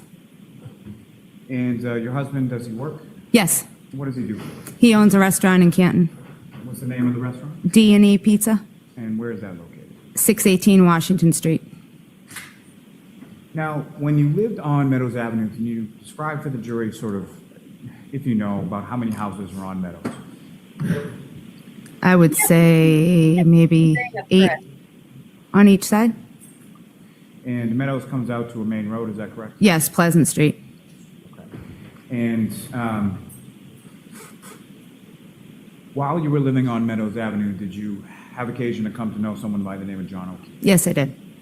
And where did John live in relation to you? John's house was at the top of the street, and there's 2 houses. There was 2 houses between John's house and my house. All right, here's some pictures that I have. We're taking a field trip to Meadow Street. So, there's another fire hydrant. They love their fire hydrants, don't they, over here? I mean, I guess every street has them. I literally just never really noticed them, but I do notice them with these houses. So there's John O'Keefe's house. So this is right there. He at the end of the road. This street is right off of whatever street they said it was. I forget.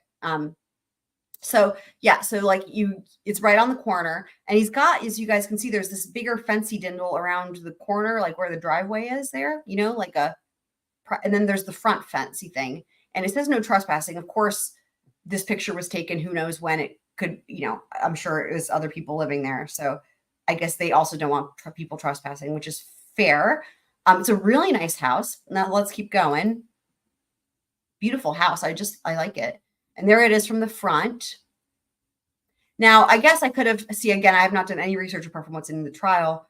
I guess ostensibly one could look up and see what kind of car he had. And if that was the kind of car he had, maybe this was taken when he lived there. I really don't know. I don't even honestly remember what year they said this entire thing happened. What year was it? 2022? I don't even fucking know. So, but what's also is interesting is it looks like it could have actually been two separate units, right? Like when you look at it, like I'm curious. It definitely looks like there was an add-on situation there, and I wonder if it was like, I guess you could rent out a portion of it. I don't know. It's like that. That's a house with a lot of potential. That's what I'm saying. If that makes sense, like of how you could do it.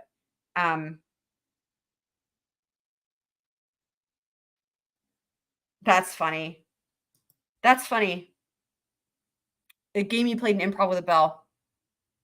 Why would they have to do their phrase again differently? Is it like it wasn't funny? Is that kind of how that worked? I'm wondering, what did the bell signal for improv class? That's cool though. Yeah, I agree though. It is funny with the try again, try again, try again. When it's like, in my mind, I'm like, I don't see anything wrong with the first way he said it. Okay, there's their house. The Chris and Julie Albert. Now we know they moved before this event happened with the murders. Again, if anyone wants to remind me if it was 2022, am I just crazy or whatever? But this was their house. Again, it's like a couple houses away from John O'Keefe's house. And then the next picture is going to show us, there we go, because they talk about how they would leave their house. So this is, as you guys can see on the left-hand side, that's the portion of their house. But this would be their view as they go to leave to go anywhere. And as we know, his house, you can see his fence actually in this picture. And you can even see the fire hydrant, which is crazy. So you can see how this is what they're going to do. They've already talked about a little bit. You'll hear more about it, how they go to leave. And then they would pass his house there on the corner as they go to turn onto the whatever that main road is. The name escapes me at the moment. And if you recall, about how long did you know John O'Keefe, or when did he move into Meadows? I think he moved in 2017-ish, maybe. And I've probably known him since maybe 2019. Hi, Candace. Happy you're here. And how would you describe sort of your relationship with John O'Keefe? We were friendly. We were neighbors. Yeah. So Yeah. I'm wondering, I'm just curious, DSN, so was it used to say that they got something wrong? So in improv class, like, is this because they should have known this information, like it wasn't consistent with the character, or like what was wrong about the answers with before the bell in the improv class? I'm just curious, but yeah, happy you're here, Candace. Yay. I see him all the time coming in and out of the street, and because he's at the top of the street when I pulled out of the street, and we were friendly. And in addition to you knowing Mr. O'Keefe, were there other sort of people that knew you that also knew him? Yes. Who were some of those people? Well, I knew John through Jennifer McCabe. Jesus Christ. And who is Jennifer Were there McCabe? people you knew who knew him? And She's one of my closest friends. Oh, Now, interesting. at some Okay. point, through Mr. O'Keefe, did you come to know somebody by the name of Karen Reed? Yes. When about was it that you met? Interesting. Huh.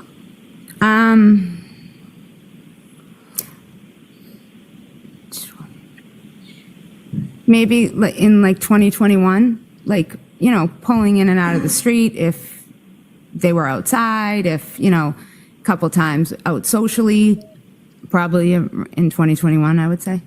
Now, if I could turn your attention Right, to I know. January 28th, Yeah. 2022. Do you recall that day? Yes. Do you recall what day of the week it was? Friday. 2022. Excellent. And what, if anything, did you have plans for that particular week?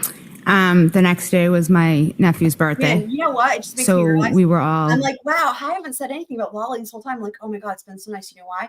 We've only had Cross this episode so far. We've only had Cross. That's why it's been so nice. And now Lolly's back.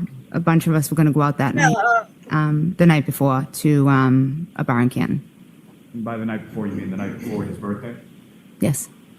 And Again that with the birthday. Y'all, we talked a lot what about was this that last nephew's night. name? Brian. This baffles me. And so he would have been That turning, birthday what, thing? 22 at that point?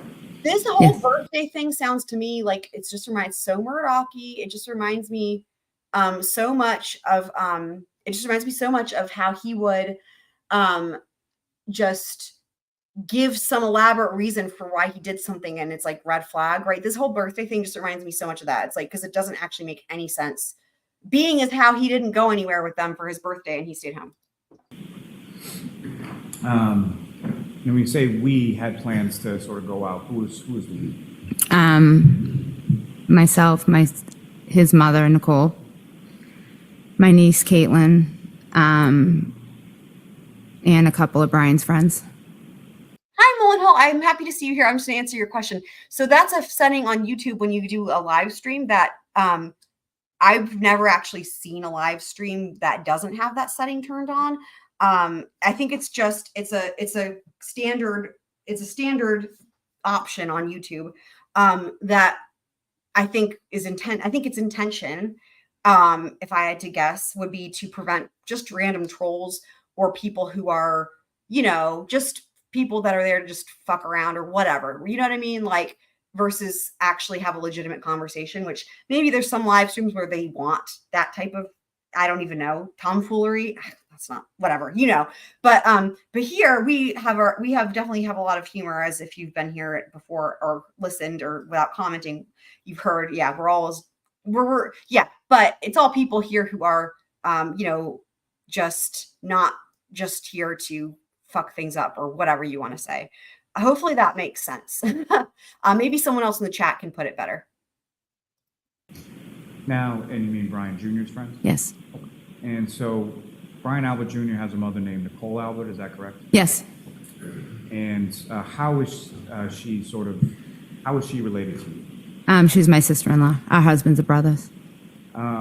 Your husband, Christopher, how many siblings does he have? 6. And Brian is the oldest? The oldest, yes.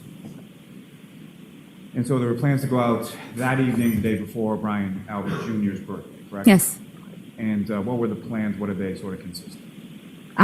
We were just going to go to Waterfall. They should have left the birthday And out. Waterfalls, It's a bar in Canton on Washington Street. And from your husband's pizza shop at D&E to the Waterfall, about how far away are the two from each other? Very close. I mean, 200 steps maybe. You can. Waterfall. Very, very close. Just stick to the cause and Same side of the street or No, opposite? opposite sides. Now, when it came to that day, where did you go? Did you go to the Waterfall first or somewhere else, or if you know? I went to my sister-in-law Nicole's house to pick her up. And do you know the address where your sister-in-law and your brother-in-law live? 34 Fairview, where they lived, 34 Fairview Road. And that was somewhere that you had been numerous occasions before? Yes.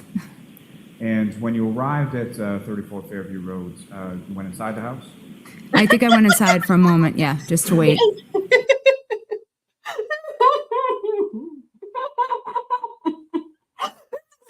Yeah, you just hit the nail on the head. This is what's so weird about we have a tradition where we all go out the day before someone's birthday and not invite them. I mean, exactly. And do you know who, if anyone, did you see in there that you knew or recognized or didn't? I know my niece Caitlin was in there, my nephew Brian. I don't recall. I don't recall who else was in there. Your sister-in-law, Nicole? That's was exactly it. Yeah, she was ready to leave. Yep. there? And when you left, I'm using sort of you in the plural. So you drove, is that correct? I drove. Lolly. And who, if anyone, went along with you? When you Nicole, my sister-in-law, and Caitlin, my niece. And Brian did not end up coming with us. And so your nephew Brian, for Curious. you had initially made the plans to go out Yep. and celebrate. Explain and then, this to Correct. me. And why was that? If you know. I don't think he was feeling up to it. I'm sorry. And, What? if you know about what time was it that you It's their birthday and they go party without. I can't. I don't remember exactly, but I would probably say between maybe 7:30 and 7:30, like around 7:30 maybe. And you arrive at the Waterfall, you You go know, in. I'm going to say this. This is just reminded me of something I completely forgot about. A few years back, or several years back, I was still living in Boone. I had this is interesting. This is the closest thing I can think of that as an example of what they're describing. So I had some friends, and they were a couple. They've been together a long time. They've been engaged for a while. You know, they had a wedding. It was a big wedding with lots of people, and we were all mutual friends. It was like really actually going to be really fun because we all knew each other. So it wasn't like a place where there's like people that nobody knows, like everybody knew each other. It was actually pretty like awesome, because I know a lot of people complain, like, or not complain, but they say like they go to a wedding and they don't know people, you know what I mean? And so anyway, but this was like we all knew each other, and so it was a lot of people. They had a huge venue. They planned it for a long time. You know, they put a lot of money into it, and they were gonna have like a, you know, like I guess it was like an open bar, like where everything was free, which is like not common. Like there was all the free alcohol you wanted type thing. And I think they had a band, and, you know, it was like going to be a whole thing. And the big thing that was important to them was they wanted their friends to have the best time ever of their lives. That was what it was about. Like they put all that, they were going to like not do a honeymoon, because their intention was to take their budget and put it towards the I don't know what you want to call it, a party, you know, a reception or whatever, right? But so that their friend group, which I was a part of, could have a really good time and make a lot of really great memories. And it was like for us and not for them, which like that's like incredible, right? Like really selfless. And this sucks. But like what happened was this is really depressing actually. So the girl, something happened. I don't really know what the full story was. Something happened. And I don't know. It seemed to me like she had kind of a psychotic break. I hate to say this, the girl in this couple. And, it was a disaster. And they were at the venue because, you know, you stay there, you know, they were staying there at the venue, even though they lived close by, but they were there.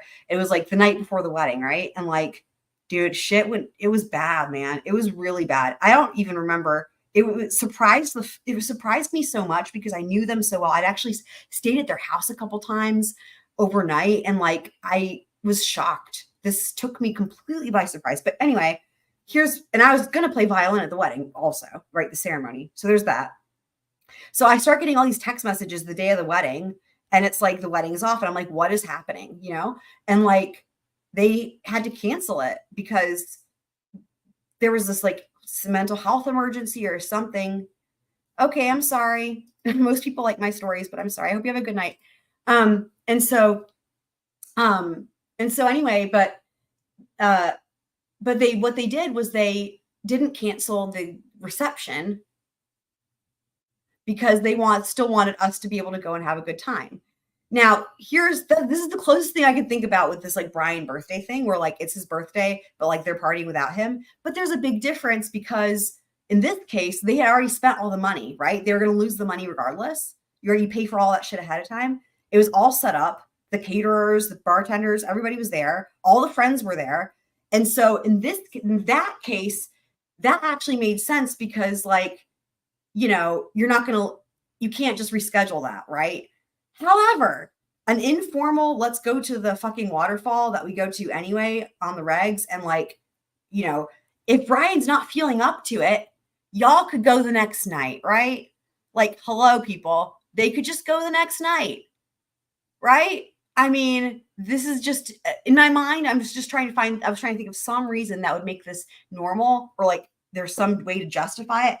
And that's when I remembered this wedding. But I'm like, there's no way to justify it because they could have just gone whenever. And you know what? I don't know. I don't know what happened. I mean, what happened was after that, we didn't really hear from them for a while. And then I ended up having to move back to Greensboro. And I really don't know. I hate to say that, but I don't think they ended up still together. I think they tried, and I don't know. I was closer friends. I was closer friends with the dude in the couple. I knew him way better. I knew her through him, as did like many of the friend group. But she was great. But like I don't know what happened. But I hate to say it. But if should either of them ever fall upon this, I'm sure that won't happen. But I'm not going to say their names, but they would probably know who they are. And I hope you guys are both happy and doing good, and love y'all. If you could just explain for the jury sort of when you walk into the door of the waterfall, where was it that three of you went? When you walk into the door, there's a couple long high top tables in front of you. And we just sat down at a high top table right when you walk through the door. Now, from your experience either that evening or prior evenings, on certain nights, does the waterfall have any kind of sort of entertainment? Yeah, they always have. Every week's different. They have bands. And from your recollection, was there a band there that night? Yes, there was. And do you recall where you were seated in relation to the band? You know what's funny? You know what's funny, guys? So y'all might not even know this, but like when oh yeah, that rarely part is great. When I was doing the Debt v. Heard coverage, which was the first thing I ever did in terms of not music related on this channel, as like that challenge, you know, and I did some live streams for that. Like I had no idea what I was doing at all. Like I'm not saying I know what I'm doing now, but like I had no idea what I was doing. Like there were technology issues constantly. I mean, it was just I hadn't figured out all the different things you have to do. And it was funny because for the live streams, I always did a live stream on a video that I had already put out. Like I would put the video file out for like this, again, this is with Debt v. Heard with the sidebars. I put the video out and it'd be like a 4 or 5 hour long video. People would all watch it on the live premiere. They would watch it again on replay. And then they really wanted me to do live streams. I'm like, I don't know how to do this as a live stream. So what I did was I like after they'd already seen the video, right? I would do that video, like I do the video files currently, but they had already seen the whole video and they'd already watched it. We'd already done a live premiere and they would all show up for the live stream. It was so funny. And back then, and again, this is my first time ever doing any of this because I'm used to doing music. And back then, man, there were hundreds of people. I'm not even kidding for the live premieres and for the live streams. It was a lot of people compared to what I'm used to now. If you guys can imagine, it was like for the very first live stream, I remember I went live and immediately it was like 200 or 300 people were watching. I don't even know. I didn't even tell anybody I was going to do it. There was no reason anybody should be watching. It was probably just a disaster. But anyway, just funny. I was sitting at the end of the high top table closest to the door that you walk in. And the band was to the right of me against a wall and kind of like an alcove, like a little against the wall. And when you went there, was the band already sort of set up and playing or oh my God, Lolly, stop. I think they set up while we were there. I think. And so initially when you go there, do you go there and just have drinks or did you eat something? Oh, or what, We ate. Why? And yeah. Why? And Oh, while you were God. there, as far as during sort of the meal portion of it, was there anyone else that joined you? I know my niece's boyfriend, Tristan Morris, came. I don't remember exactly when it was during that, but I know he was there. Morris? And then during the meal part, I don't think during the meal part anyone else, I don't think. So you recall as far as the meal part was concerned, it's you, your sister-in-law Nicole, your niece Caitlin, and her boyfriend Tristan Moore. Correct. And now, your husband, was he working on that day? Yes, he was. And had you been in communication with him as to Why where you were didn't going he to be? drive Yes. to work, yo? That's the And so real the question. plan was basically for him to meet you at the waterfall when he was done with work. Correct, yes. And if you know about what time was it that your husband, Christopher, came over? All to of the this makes no sense. It's just Maybe not 9:30, 10, maybe. I don't waterfall? And remember I don't want exactly. to guess, just Yeah. you know approximately. I tell you what, we've learned a lot from Murdoch. I've learned a lot from Murdoch in so many ways. Things that were unexpected, like for example with the bulge and the Bonnie Blue flag and all this, just so much stuff. Hogs. I mean, I could go on and on and on. But one of the other things I've learned that is relevant to what I was going to say is that I have really learned from deep diving that trial how to spot red flags in things that are it's hard to explain. I have a better, I don't want to say it's like a gut instinct, because if you have a gut instinct, you could spot it right away. My point is that it's something that I feel like I have trained, like where if I'd watched this trial before I'd ever studied Murdoch, let's just say, there would still be a million red flags. It's a disaster. That's clear to everyone, I think.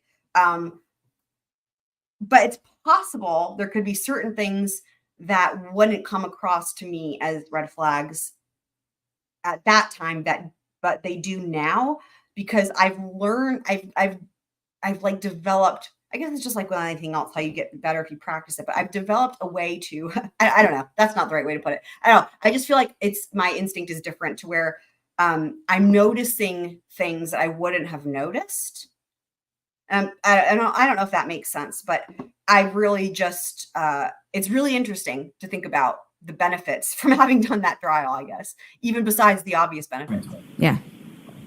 So at some time around 9:30 or so, right. your husband I know. Christopher comes over to the waterfall? Yes. And what, if anything, did he do when he got there? I Let me ask came you in. Yeah. this. He came in, did he get anything to eat, anything to drink? Yeah. Probably ordered a drink and just stood by the table, I would think. And you and the people in your group, were you drinking that night? Yes. What is it, do you recall specifically what you had to drink? I think I had just a couple glasses of wine. And your husband, do you recall specifically what he had that night? What he would drink is Miller Lite. And that's sort of typically what he would drink when he Yes. was out? Yes. Why does that matter? And your sister-in-law, Nicole, do you recall what she was drinking? I would assume White Claw, a White Claw. And same question with regard to your niece, Kate. I can only imagine what they would Yes, charge for probably White Claw as well. at the bar. Now, while I'm sure it was way overpriced. Actually, I wonder if it's on the menu with the price. while you were there, That'd be who, if funny. any, so after your husband came in, who, if anyone else, Yeah. sort of came in? Super and Planner joined, Girl, if you still have the group website that pulled you up, how were- much do they charge for White Claw? My brother-in-law, Brian Albert, and his friend, Brian Higgins. And obviously, you know your brother-in-law, Brian Albert, correct? Mm-hmm. And Is that do yes? you know? Yes. Oh my God. Thank you. You just have to answer honestly. Wally, So, did you know Mr. Higgins as well? Yes. And how did you know Mr. Higgins? I just know him from being friends with my brother-in-law. yeah, You so know basically he's just just sort a of part through of the your family, that's all. brother-in-law, Brian, is that correct? Yeah. Yes. And He's just basically do you know family. that's when all. they arrived in relation to We're not when that your husband close. Christopher arrived? Fucking hell. I don't recall. But some point after, correct? Yes. Someone did a beautiful Then job on her after, hair, by the way, for highlights. They arrived, who, if anyone else, do you recall sort of arriving and joining in your group? Jennifer McCabe and Matt McCabe. And there was a couple, I don't even know their name, Colakitis. They arrived. I don't know their first names. And John and Karen arrived shortly after that. If you know, about what time was it that Mr. O'Keefe and Miss Reed?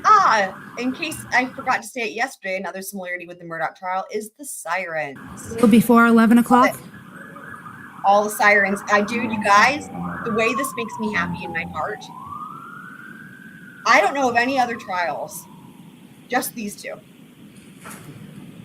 That. And with reference to when Mr. O'Keefe and I have no idea, Candace. I can't then help Miss you with Reed that. came into the waterfall, where were you in relation to sort of the high top table that you were describing? I was at the top of the high top table closest to the door. Can anyone else answer? And Candace's when they question? came in, where did Mr. O'Keefe and the defendant go? John walked in and said hello and kept on walking, I think, to the Oh bar. my God. And Karen came in and stopped at the table to talk for a minute. And during the time that she stopped at the table to talk for a minute, what, if anything, did she do? She opened her jacket and had a glass and pulled the glass out and started drinking the drink. And as far as the drink in the glass, what, if anything, did Let's you see if she observe as says far as anything color about or not anything? gonna lie. Clear. And the glass that she had, could you see, so the clear liquid inside it, how much of the glass was full of that? I don't recall. And she placed it on the table, is that correct? Yes. And what was your reaction to that? I think I laughed and said, made a comment like, "You're crazy," or something, just because she walked in with the glass. No, Now, did you know, I have another question. So, like, we know there's cameras. We've seen all this footage. They've not shown her with doing that, right? Like, I'm trying to fucking remember. I feel like what we've seen with people with a glass is John O'Keefe picking up the glass and walking out, but we've not seen her with a glass, have we? And we certainly haven't seen her doing this coat thing with the glass. It makes me wonder if, I don't know, if they were looking for receipts to show that she bought drinks at this other place. Like, okay, if they're trying to find evidence because they believe she was drunk, and this is not how it goes, because normally you let the evidence tell you the story, but in this trial, or in this investigation and trial, we know nothing's normal. So like if they were trying to prove that she was drunk or something, and they're looking for receipts to see if she bought drinks and they couldn't find anything, I don't know. It's almost like a way of trying to suggest that she was drinking, but you would only have this if you have no evidence of her buying alcohol, right? Like that's the point. Like this whole story of her with the glass, and she's drinking only from this one glass, and she brings the glass to the other bar. I mean, which is the whole thing anyway, and drinks only from this one glass. It's like a way to explain how she was drinking, but they have no record of it, if that makes sense. You know what I mean? Like, I just, or it could be. I mean, maybe it actually happened, but it just seems odd. The whole thing seems odd. All of it seems odd. Where Mr. O'Keefe and Ms. Reed had been coming from prior to them getting to the waterfall? Yes. And where were they coming from? Like, CF nothing about McCarthy's. the story You're familiar with that makes establishment as well? Yes. And where is that in relation to the waterfall? It's maybe 200 steps right next to my husband's restaurant. So on the same side of Opposite Washington side. Street? Opposite side. On the same side of Washington Street as your husband's restaurant? Yes. Okay. In the same vicinity from D&E to Waterfall, CF McCarthy's Yes. Water. Yes. Now, over the course of the evening, did you have occasion to see Mr. O'Keefe? If he was at a bar, he had something to drink, is that correct? Can you repeat that? Sure. Over the course of the evening, did you have occasion to observe what, if anything, Mr. O'Keefe was drinking? No, I don't believe. I left very shortly after they got there. And so you left fairly shortly after they arrived? Yes. Okay. And if you know about how much time are we talking? Maybe 10, 15 minutes. And why is it that you left? I had a terrible migraine. From the band being so close? Yes. And when you left, where did you go? Home. And when you got home, as far as your children on that evening, who was home, who was out, if you know? My youngest son was home, and my oldest son didn't live at home. He lived in California at the time. And my middle son was not home. And so your oldest son, Christopher, he was in the Navy at that He point? was in the Navy, and he was stationed in San Diego, yes. And so your middle son, Colin, he was out. Did you know where he was? Yes. He was at, I believe, his friend Michael Leonetti's house. There's the house. And Michael at some point, did you Leonetti. learn that Colin had gone from that person's house to somewhere else? Yes. Is this him communicating with you? Yes. And that other place that he went to, do you know where that was? Yes. My brother and sister-in-laws, Nicole and Brian Albert's house on Fairview Road. And was that in relation to your nephew and his birthday? Yes. Now, while you were, if I could take it back to the waterfall just for a second. So while you were at the waterfall, obviously you see Mr. O'Keefe and Ms. Reed come in. Do you recall what Mr. O'Keefe was wearing? I know he had a hat on, he had jeans on, and he had something with a hood. Now, with reference to your group as far as at the waterfall, how would you describe sort of the overall demeanor or tone of the group and what was going on then? Just normal. I thought it was just normal. Sitting listening to a band. So at least during the time that you were there were no sort of arguments or disagreements or anything like that? Nope. Nothing. And specifically to Mr. O'Keefe and the defendant, Ms. Reed, while you were there, during the short time that you were there, when they were there, did you observe anything as far as any arguments or disagreements or anything like that? No, I did not. Now, Like, why is he asking that? He knows the process. Like, you guys help me understand. He knows the defense is going to ask that question. I mean, I guess it really doesn't matter because every witness has said that they didn't have any type of disagreement, but still, it's an own goal. It's what Runkle will call it. It's an own goal. Why are you asking, especially when you know that's the answer that you're going to get? Like, he knows the answer he's going to get from every witness on direct is that they didn't see any arguing with John and Karen. When you get it once, you shouldn't ask it in the first place because you know it's going to come up on cross. But if you get it once and you hear that answer, you shouldn't ask it to everyone. All he's doing is making the point for the defense that they weren't arguing. I just don't understand. At the time, so during that time between when they arrived, you mentioned that John went up to the bar, correct? Yes. And where did the defendant go?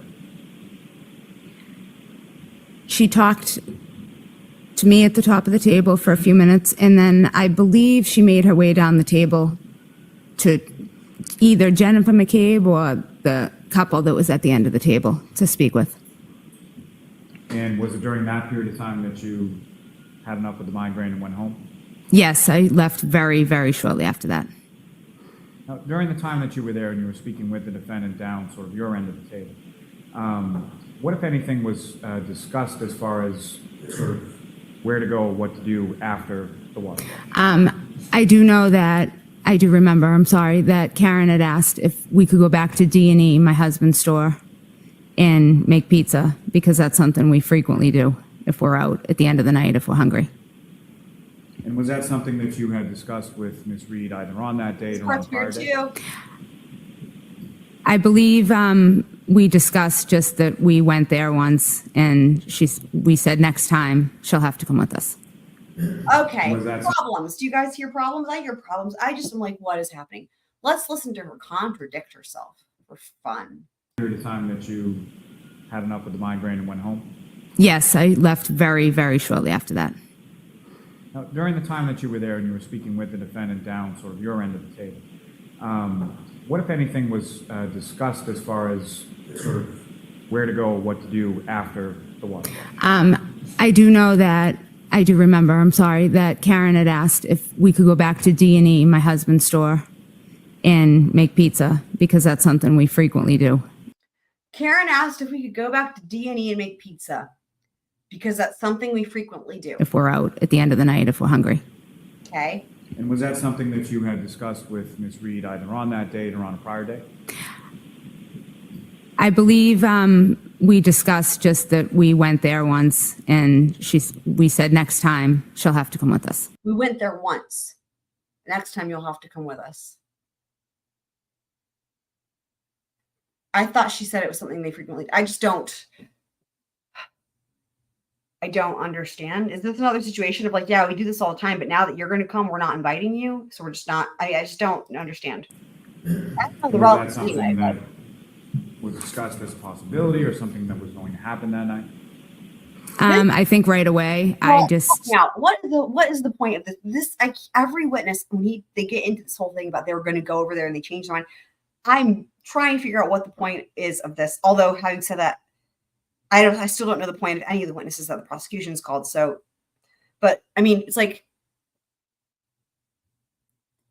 it sounds like an invented story anyway, but it's like an invented story that they're all repeating and it must be important for Lolly. I don't understand why it matters, but it just reminds me a lot of like what she just said about, yeah, we would do it all the time. And then it's like, we talked about how we'd gone there once.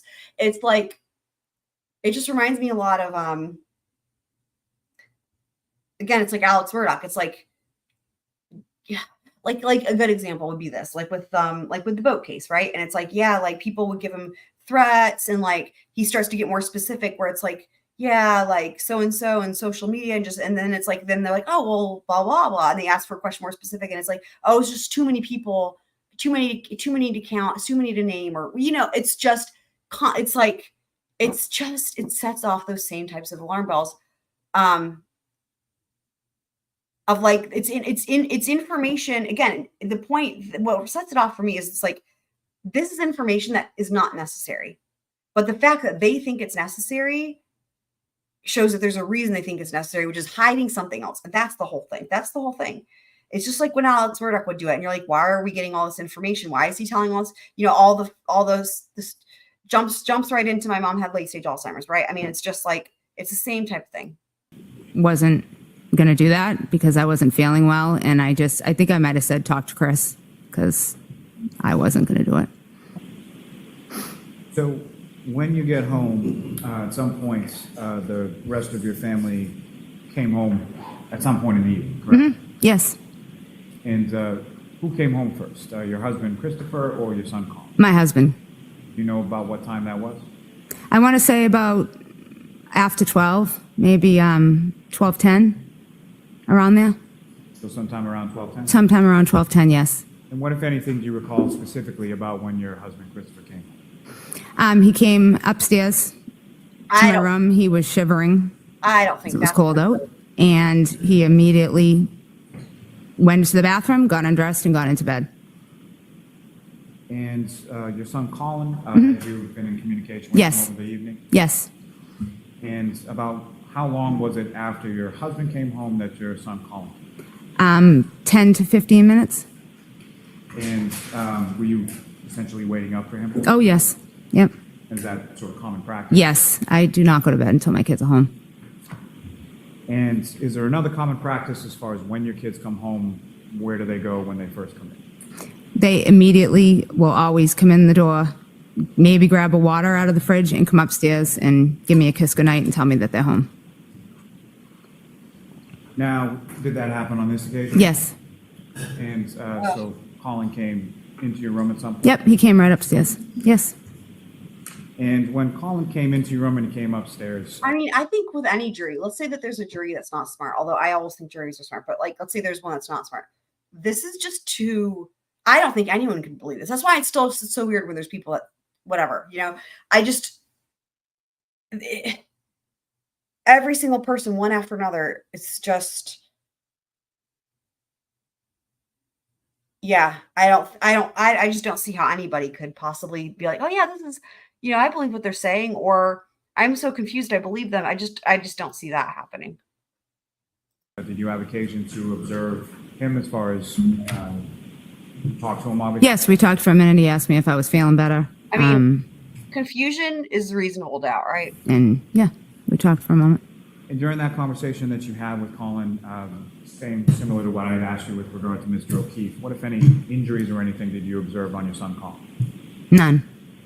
And fair to say the next day at some point you talked to and had interaction with your son? Yes. That right there was a big deal for me. And let me explain why. And after I do that, I have to go because I have a lesson. So I kept thinking to myself, it's so interesting because they're trying to, like with the previous witness with Chris, it's like clearly there's something's funny about Colin, right? At that time, nobody really knew. I mean, I don't know what people that had prior information knew, but anyone watching the trial is like, why are they talking about Colin? Seems like there must be something important here, but why? Okay, like the yard thing, whatever. And then I was like, yeah, clearly they're trying to use Colin. They're trying to use Chris to impeach Colin's timeline or vice versa, right? They're trying to pick apart the timeline, right? Like that's what I was thinking. But I didn't know, I wasn't thinking that it was necessarily because they were trying to implicate Colin in anything, or whatever. I just knew that there could be plenty of reasons to try to pick apart a timeline. Like there's countless reasons, right? Even if you don't think those people who are on the stand are involved, they might have something funny in their timeline that is indicative or points to somebody else. So, that's normal, trying to pick apart a timeline. So that's what I figured they were doing.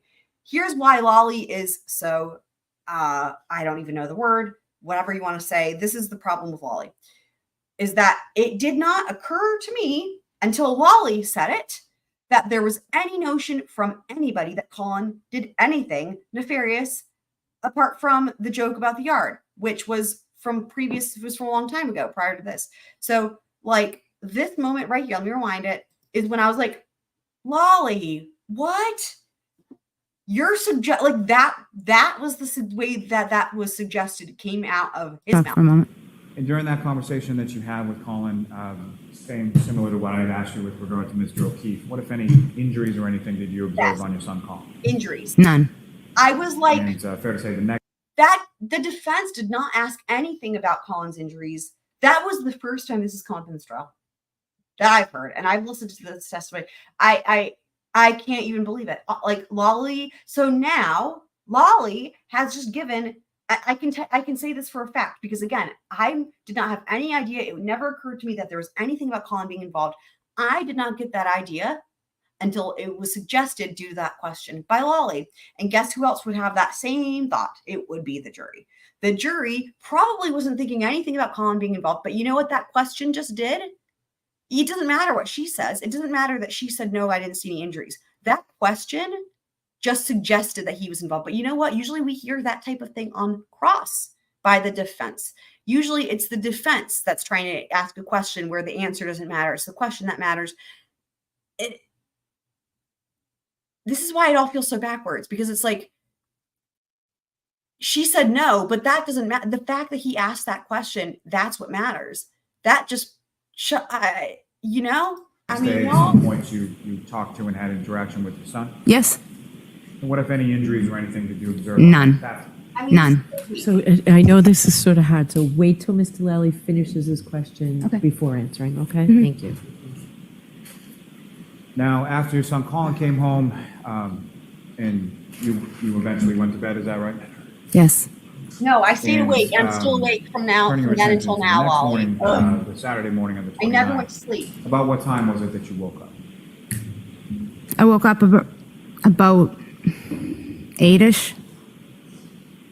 And with regard to your, This is just like, what is the point? She's either lying or she doesn't look at her face when she answers this question. It's like, is this the believable? Think about what the judge is going to say when they do jury instructions and what they said, I'm sure, at the beginning of the trial, you know, where you can believe anything of the witnesses. You get to judge the credibility. You can believe all or nothing, blah, blah. Like, look at this. Look at this. About 8-ish. I mean, what do you do with that? Like, in my mind, it's like you can just disregard all this testimony. It's either lies or if anything that she's not lying about, in my opinion, comes across as she just doesn't really know. So she shouldn't be testifying to it. And it shouldn't be elicited on direct examination by the prosecutor. Like, this is insane. Like, it's like either they're not sure about it or, I mean, but like, look at like how it's just baffling to me. It's if you're going to ask a question that's going to elicit an answer like this, you don't ask the question. I know that. and How does he with not know regard that? to your nephew, Brian Jr., whose birthday it was now on the 29th, what, if any, sort of tradition do you have? It's with not a good respect to his strategy birthday? because you end up doing things like what he just did. Every year on his birthday, I go to Dunkin' Donuts. I get him 6 donuts and I bring them to the house and I leave them there with a card before he gets up. So when he wakes up, they're there. I've been doing it for years. And is that what your intention was on this morning as well? Yes. And is that what you did on that? Yes. Now, when you woke up, probably like most people, at some point did you look at your phone? Yes. And when you looked at the screen to your phone, what, if anything, did you see? I had a missed call from my friend Jen McCabe. And Oh my was there God. any sort Okay. of notation in regard to the missed call as to what time that missed call had come? Notation. Oh my God, I can't. Okay, I have to go though because I do have a lesson. I hate it because we're so close to finishing this day in testimony. But this is a good place to stop it because there's going to be a whole lot to talk about with this whole bit with the donuts. And I mean, even just from what we just watched, I'm like, you know, there's still so much to unpack. So I'm gonna have to stop it right here for now. I hate that we don't get to finish this day in testimony, but it's okay. We will. That means the next video we will finish with her, and then we'll get into the other Alberts. My God, that's such a great one. Yeah, let me do this real quick here because that's brilliant. Hey, he's got a bird in his mouth. This is a chicken. It's a house. It's a donut. So good. So you guys are awesome. I think I'll probably try to do another one tomorrow. I know Runkle, well, actually, I don't know for sure. I know Runkle's been out of town. I don't know if he's going to be back tomorrow for his recap or not. So, you know, I guess sometimes with these things, it's like they don't put them up. I don't know ahead of time. So I make my plan and then, you know, I don't know that I'm going live at the same time. Anyway, I don't know. I may do a recap tomorrow, you know, and then just because I want to try to stay caught up on it. And if I wait until, if there's going to be people, like if I wait until like say the end of the week or whatever, it's just going to be impossible, right, to keep up, you know? So I feel like I have to just kind of try to stay on top of it. So anyway, but thank you, Candace, for wishing me a good lesson. I love everybody that's here. Thanks for being here. Y'all are great. I will see y'all probably tomorrow, more than likely. And it's outdoor time. See y'all next time.